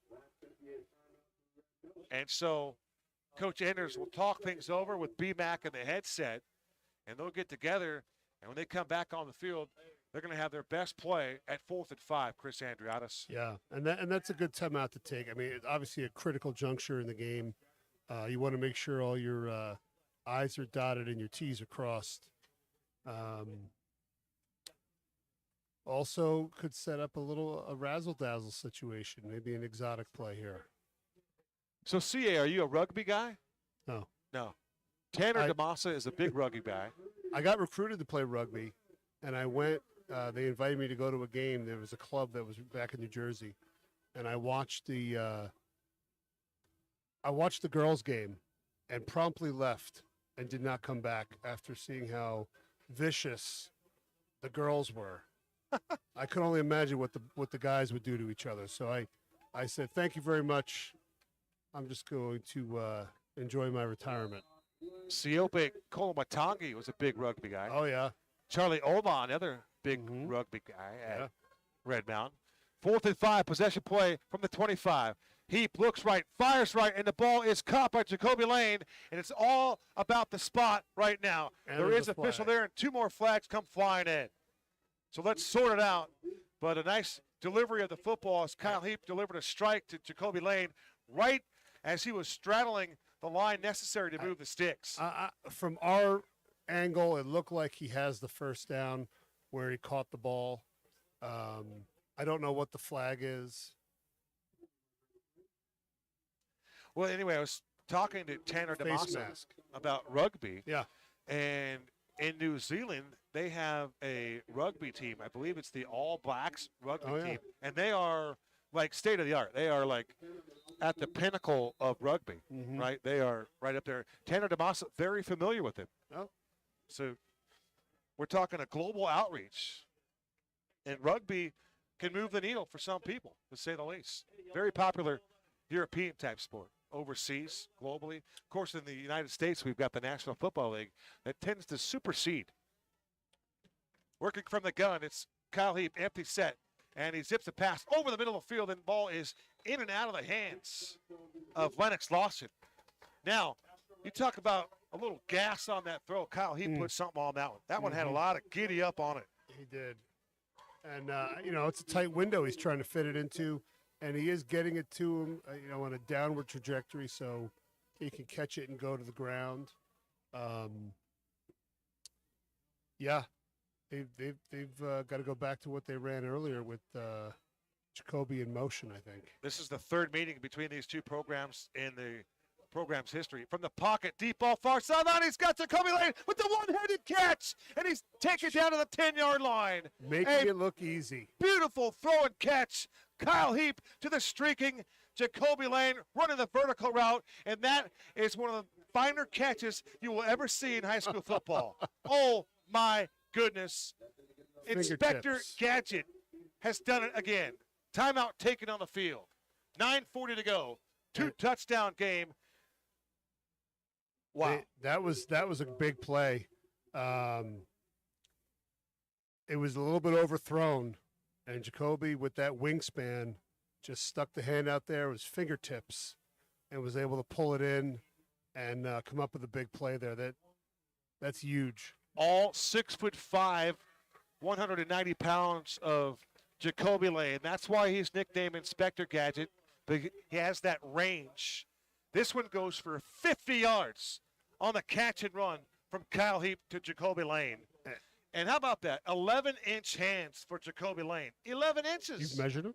That's remarkable. I haven't, but is that the official stat? I believe at one point they were, and you could check it out. Thumb to pinky.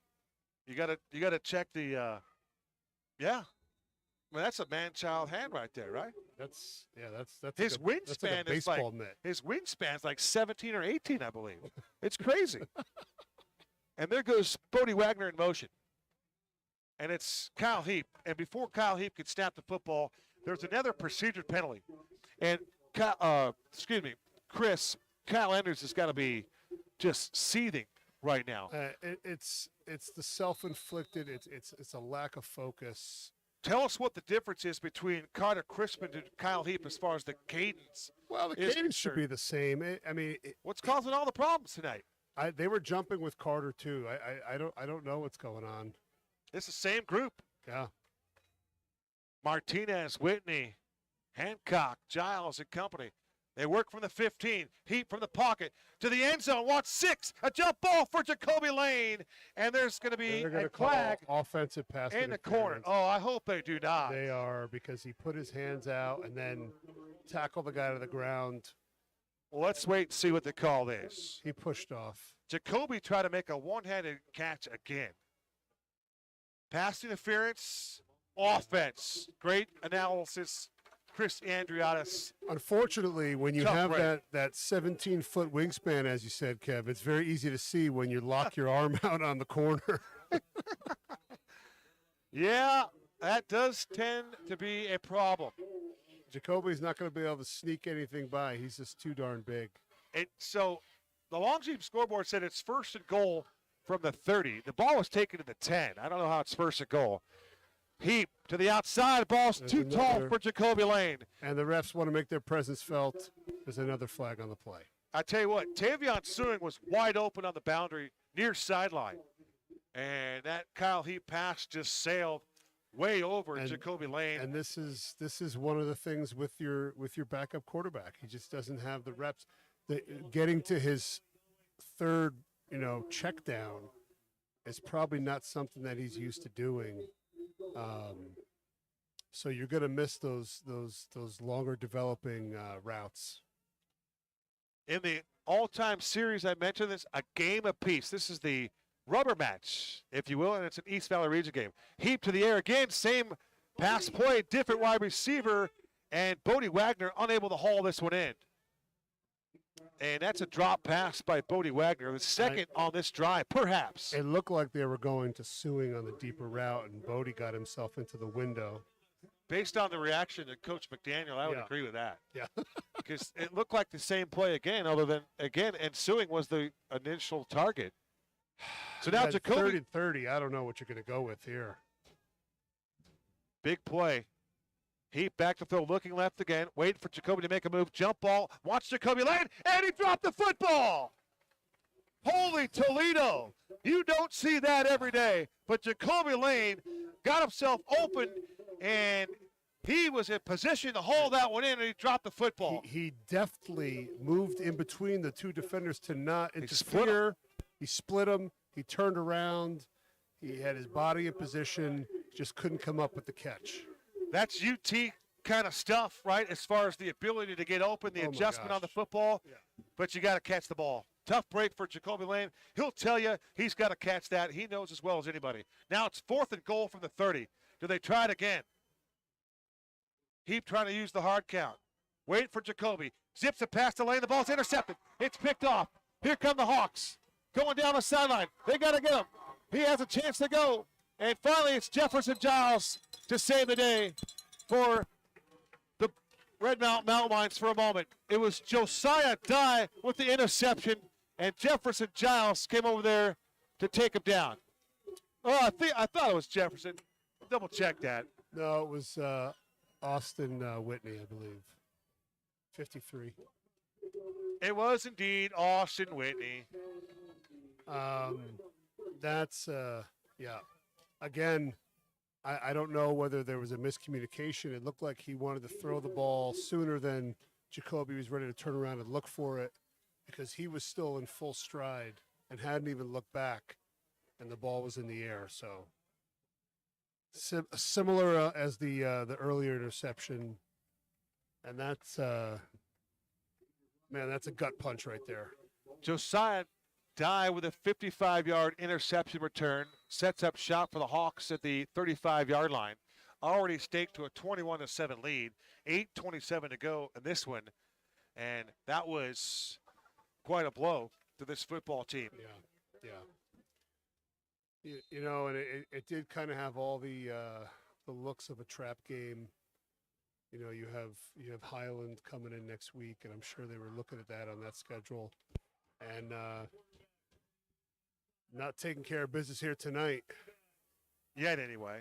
Red Mountain has yet to lose in the East Valley region. They'd fall to 2-1. Williamsfield would hold the tiebreaker over the Mountain Lions with a win here. They would be 2-1 in the East Valley region. I think there's been 7 false starts tonight for both teams. How about 7 times 2? I think it's closer to 10 plus, 14. Possibly. Unofficially. Caleb Heidrich with some instruction for his defense. They rush 5. It's Dye through the middle. Dye trying to break tackles. And he's doing a pretty good job of picking up those feet and turning those legs, but the Mountain Lions there to respond defensively and making those tough earned yards for Joshua Dye. And I would be shocked if Steve Campbell puts the ball in the air here on this drive. Agree 100%. I think they're going to run the ball until they cannot anymore. You have time on your side, that's for sure. What is that, a Rolling Stones song? Yeah. And now Ebner will direct some more traffic. They'll 8 seconds on the back. play clock. Now they're finally set. Ebner under center. It's a sweep to Lee to the edge. And Lee is going to be grabbed by the shirt tail and thrown back. great defense, and you can hear Coach McDaniel here, or Coach Fall in this case, saying, take the ball, grab the ball. The defense is gonna have to step up and make a game-changing play here, because Williamsfield's very content to just run this clock down as long as they can. CA, can you believe it? Next week it's Highland at home for the home finale at Jim Jones Field, and then the following week, on the 10th day of November, it's the Battle of Brown Road. Yeah. At their place. Against those people. In their barn. Against the Toros. No trap game next week. The Highland Hawks at Brock Farrell are formidable. And there's a pass play thrown over the middle field, and the ball it's caught inside the red zone at the 15-yard line. Shows how much we know. They went and threw the ball for a big first down. My, what a catch by Britton Stanton, the wide receiver. 5'10", 201, outleaped everybody, but this one might be coming back. This is going to surprise a few people here. There is a flag thrown on the field. And this one is indeed going to push the Blackhawks back. And for the moment, anyway, the Mountain Lions dodge a big-time bullet. That would have been almost a dagger first down for Williamsfield. That would have been the nail in the coffin. Now they push it back to midfield.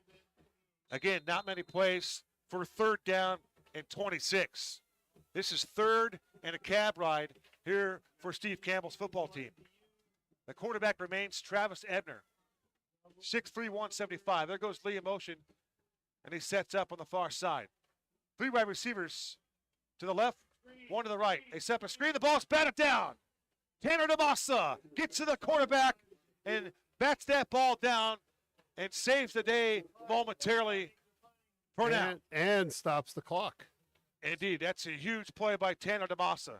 My impact player of the game tonight has been on point. He has been outstanding in adverse conditions. And Coach Enders has used all his timeouts already, so burned him up. Any stoppage of the clock is huge. So Kyle Heap has his work cut out for him. And it's hard to imagine that, a near punt block. And now Clegg goes down. No flags behind him. And there's an official right there. Nice work and great sportsmanship by Caleb Heydrich to help up the punter. Any way you look at it, Chris, that's just classy by Caleb Heydrich. Yeah, and the chainsaw. I don't think the chainsaw. I don't think there was anything egregious there that would warrant a penalty. Apparently the parents up here in the stands would disagree. It is officials night here, Chris. That means everybody here in the stands are officials. Yes, that seems like every week. So Kyle Heap back to the drawing board, empty set, 5 wide receivers to work with, 1st and 10 from his own 32-yard line. And it's a short snap and a quick pass outside. Yep. Pass complete to tight end Cannon Skidmore. As Skids hauls that one in. Cannon, his 7th catch of the year. 6 for 40 before that one. 2nd down and 3 from the 39-yard line. Heap with some time, escapes the pressure, and he's got to get rid of the football, and he can't. He's sacked on the play. The Blackhawks got to him. Javon Maxey the 2nd time tonight. And it looks like a little too much shimmy coming out of that dance, the sack dance. And we've talked about this before on the broadcast. So we get a sideline warning against Williamsfield. Oh. When you're running a sprint out protection, and if the quarterback pulls up and gets hit, that's on the quarterback. Yeah. No question. 33 seconds on the play clock. 3rd down and 12 for Kyle Heap. Jacoby Lane lines up on the numbers to the far side, and shadowing him again is Matthias Bugg. He's been there all night. They want to set up the screen to Lawson. They do, making the catch at the 25-yard line. He makes a man miss to the boundary. Up the sideline goes Lennox Lawson. He's got the 1st down and more. Lennox Lawson making plays with his feet down the sidelines. Yeah, that was the nose guard that was trailing him. I'm impressed that he was able to keep up with him that long. Yeah, great play by Lennox there. Making some people miss, getting his pads north-south. But the clock continues to run here, Kev. Gain of 16 yards. Kyle Heap to Lennox Lawson. 21-7 our score. 5:04 to go. Heap to the air. wanted to go to a double move, wants Jacoby Lane, and instead he checks it down. The receiver was Skidmore, and that ball was incomplete. Second down. 2nd and 10 for the 46-yard line. And as Chris Andrianos just pointed out, the clock stops.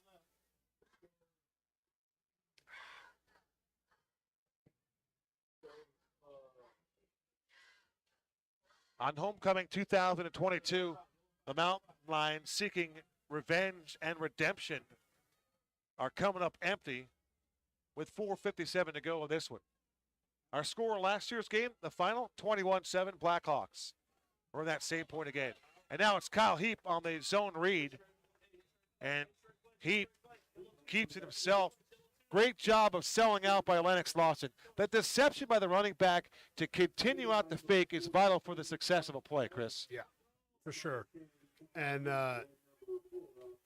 it's third and 11 here.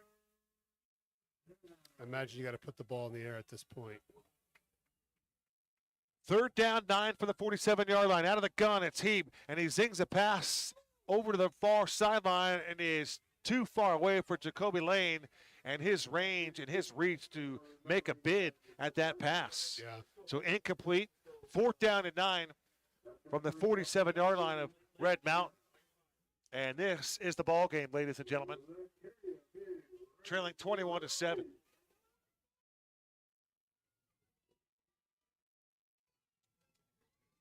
Suing to the boundary along the numbers in the Z spot in the exits, Jacoby Lane. Heap to the air. His pass is behind the wide receiver. That ball is incomplete, and the Mountain Lions are going to turn it over on downs. Blackhawk football with 4:17 to go, and they're up 21-7. Yeah, it's tough. It seems like these last couple drives, Heap's just not been able to get comfortable back there in the pocket. Seems like he's rushing the throws a bit. One of those things is footwork when you're, kind of fall back on your footwork as a quarterback and get into those rhythm throws. And he's just never able to get his feet set when he's throwing. And it's tough. It's tough. He's been thrown in here kind of to the wolves here, and he's struggling a bit right now. I'll tell you, Chris, it's going to be an interesting week for Coach Enders and company. Not only do you have to prepare for Highland, the 6A state champions a year ago, a team that knocked you out in the semifinals a year ago. You get to prepare for them. Here comes Dylan Lee to the outside. He's got speed to the 40, 30, 20, 10, 5, touchdown. Dylan Lee, 47-yard house call, and that is going to be the dagger. And no he was flags. Untouched. Dylan Lee into the end zone again for the 2nd time tonight. 3rd rushing touchdown for the Blackhawks. And there's a penalty marker on the field. This one's going to be unsportsmanlike, excessive celebration, or something of that idea. Back-breaking run by Lee, and he has an awful lot of speed. And the Mountain Lion defense, Chris Andriatis, at this point, are just flat out worn out. And that's one of the reasons why teams run the football. It's a cumulative effect, especially on your front seven. You just wear people down. And Williamsfield has been able to do that tonight. And there's only so many times you can hold firm before one breaks.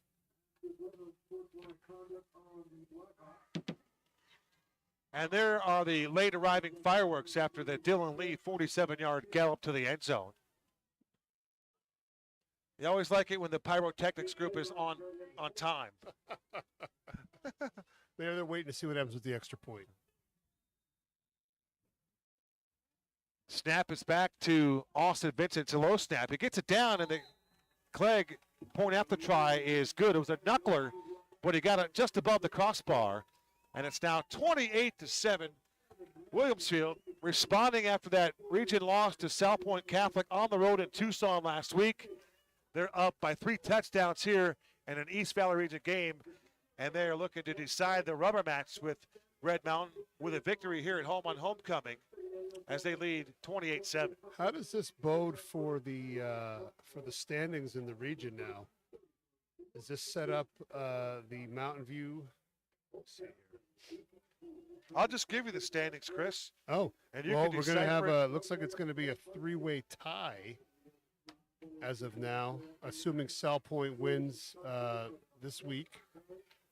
And what that would mean is Red Mountain would have the tiebreaker over South Point, but not Williamsfield. Williamsfield would have the tiebreaker in that. So very interesting. It's just going to come down to the last week of the regular season to see who comes out on top. It will be interesting. One other footnote here on JL89 Inspector Gadget. Jacoby Lane is the all-time leading receiver in Red Mountain history with 1,569 yards. And he's also number one in touchdown receptions with 23 in his 22-game career. Make it 24 touchdowns in 23 games with his 6 points here tonight. Just remarkable. Yeah, he's a special talent for sure. On the return here for Red Mountain. Another flag.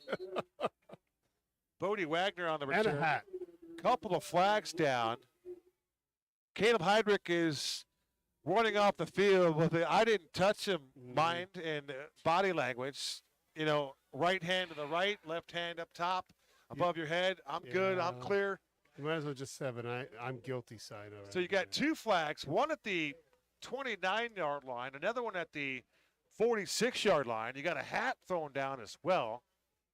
Let's see. Well, too bad these guys aren't mic'd up.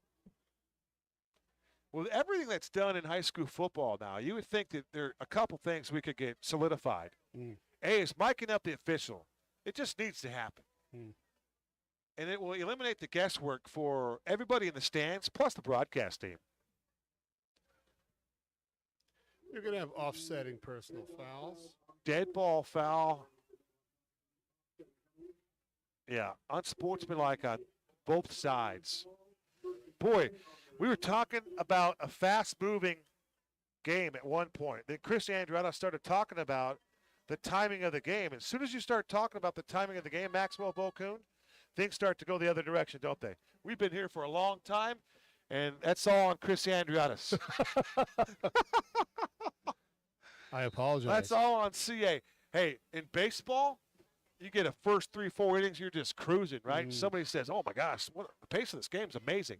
And you look at that person with that grim look. What are you talking about? Here comes Lennox Lawson as Lennox with a burst of speed, turning the corner and turning it up the sideline. Is that kind of like turning to the pitcher in the middle of a no-hitter going, hey, I hope you don't get any runners on base this time around? Oh, you typically a pitcher who's thrown a no-no, you don't conversate with anyway. There's just no conversation. No, That's a baseball. I know you know. I know. I know. I was always impressed when David Wells came Boomer? came out and threw a perfect game after having gout in training camp.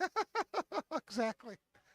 Comes in 35 pounds overweight. There's a crossing pattern to Jacoby Lane, and Jacoby makes the catch at the 45-yard line, and he'll find his way to the 50. That'll be a gain of 7. That'll move the sticks. Clock will stop with 3:07 to go. 28-7. It's all Williamsfield here, and now one of the Blackhawk players just takes himself out and falls to the turf and lays down on his back. And that player who is banged up is Tashawn Reese. How about that, though, Chris? They've got 2 Tashawns on their team.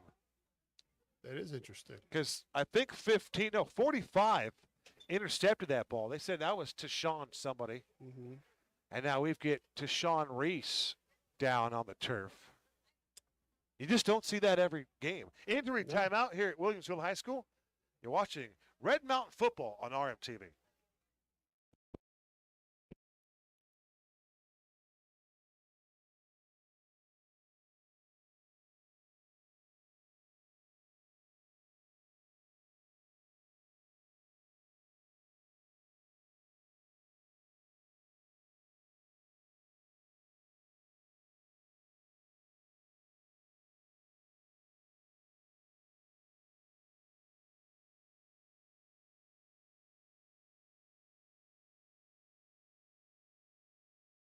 Injury timeout. That was indeed Tashawn Reese. He walks off under his own power. Back to live action. Here comes Kyle Heap as he scrambles from the pocket, secures the football, and they're going to take him down. Forward progress will give Heap a yard. And it's good to see his teammate Anthony Martinez go over there and help up his quarterback. 2:41 to go in what seems like an eternity here in this fourth quarter. Apparently the World Series began tonight. I don't know anything about baseball. Baseball season's been over for a while, at least 2 weeks. There's a delay to Lennox, 50, 45, 40 to the edge, up the sideline, and he'll take it towards the 30-yard line. Nice wrap run around. Excellent run by Lennox Lawson. They ran that play successfully to Josiah the Typhoon Villanueva a lot last year. Okay. And they ran that play again. I love that play. Good one. So Major League Baseball tonight, for those of you that are watching the second season, apparently it is the World Series and all. In the 10th inning of Game 1, the Philadelphia Phillies lead the Astros 6-5. Here comes Lennox at the 30, 25, 20, and he'll leap and slam through some tacklers as he falls towards the 10-yard line. So, if they're able to score here, onside kick would be the big hurdle there. And if you're able to do that, this might still be a football game. Well, no, never mind. Heap to Lennox Lawson, gain of 18, first and goal to go from the 10. Heap trying to use the hard count. And now Steve Campbell is going to take a timeout. Try to think positive, Kev. You know how it is.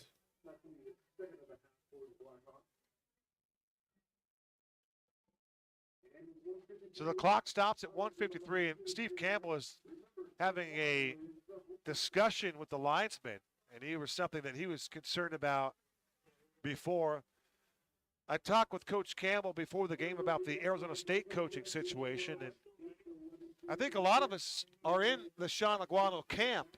The question becomes is, can Coach Aguano be the guy? Can he recruit enough to get over the hump in the Pac-12? And there are a lot of circumstances and a lot of things that hang over the program as far as sanctions, potential, probation, bowl issues, suspension of scholarships, all kinds of stuff that's just hanging in the balance. So it's difficult to bring in a new head coach, and at the same token, Sean Aguano doesn't have a roster that's worth anything. Yeah. 43 players are brand new. Herm Edwards just went the other way with this program. Well, that's kind of the norm now these days. Heap to the air, and the pass is caught at the 5-yard line. Unfortunately, there's a lot of things on the plate of a big-time Division I football coach that don't have to do with football. True that. Bodie Wagner makes the reception, gain of 5. Second and goal to go as Kyle Heap tries to get this Mountain Line offense in the end zone one more time. And let's be honest, for a confidence standpoint, this is huge for Kyle Heap. Yeah. Works out of the gun. He'll roll to the far side. He'll throw back behind the play as Kyle Heap takes a shot. And the referee is right there. And Kyle Heap is slow to get up. And the one player that has always in that I didn't do anything category, Javon Maxey, he's been to the quarterback a couple times. He's sacked him twice. And now Kyle Heap is slow to get up, but he is on his feet. And he's going to finish this one out. Third and goal. 1:19 to go after the incomplete pass stops the clock.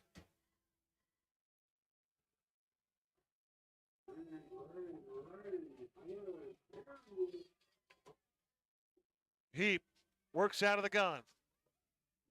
Heap scrambling. Heap in trouble. He throws. Jump ball for Jacoby, and he can't bring this one in. And now there's another flag that comes in. These officials. This is flag happy. It's flag central right now. Well, he pushed him down there. I don't think that was egregious. I think, when you have a 6'5" guy go up in front of you, you don't want to give him a chance to come down with the football. You want him to land roughly. And that's what he did. Chris, I haven't seen a lot of the women's circuit in the flag football, but I believe I've seen more physical play and the ladies circuit in flag football, then they have allowed them to play here Well, tonight. Kevin, can you Come tell on. me definitively what pass interference is? Because I sure don't know. What's a catch in the National Football League? Does anybody know that stuff? My. All right, 4th and goal for Kyle Heap. He's got Jacoby Lane. They're going to bracket him on the right side of the top of your screen. Suing is to the bottom of your screen. Bodie Wagner in the slot to the left. Lennox Lawson has played all the way at tailback. He's the lone setback behind, or to the next of, Kyle Heap. Long count as they get the play in. They reset the play clock at 40, so they got all kinds of time to work with. 1:10 to go. There goes Wagner in motion. He's now in the slot to the right. The pass is thrown and it's picked off. This could be a 100-yard return. Watch out. And taking the football for the Blackhawks. That's another interception. And another flag. For Heap. Flag comes down. And it is the Blackhawks, Isaac Anderson, with the interception and the end zone. And with 56.9 seconds to go, mercifully, this game is going to come to a close here soon enough. Another unsportsmanlike foul. This time it's going against the Blackhawks. Yeah, it's tough. That's not how you want to end things. You know, had some good momentum, a nice little drive going. Yeah. Some of the contingency here for the Blackhawks a little bit disgruntled as the Boo Birds are out. But let's be honest, Chris, they've got nothing to boo about. Their football team they might have won ugly here tonight. You can make a case for that. It's not the smoothest, cleanest game we've ever seen. I said at the beginning of the broadcast, their backs were to the wall here. They're winning ugly. And they've kept themselves in the hunt for the region with this win here tonight. They have. And as Chris mentioned, next week's game is against the Highland Hawks at home on Jim Jones Field, and a rematch of the 2021 state championship semifinal. So the Mountain Lions will be chomping at the bit all week long here. There was some concern before this game about how the Mountain Lions would perform tonight. And they, unfortunately, did not turn in their best effort here this evening. And as we've seen in the, I believe it was the Sandra Day O'Connor game. Yes. When Carter Crispin? when Crispin gets hurt and he's not able to go back in the game, you know, there's just so many intangibles that he brings to the table. I think it's really hard to replace that kind of player. No question about it. Carter Crispin is a difference maker for this football team. And on homecoming 2022, the Williamsville Blackhawks will win this football game 28-7. And quite frankly, it was an impressive win. They did it with ball control, some timely but yet effective passing. They didn't ask Ebner to do very much, but when they did ask him to throw the football, he was effective throwing the rock. He delivered.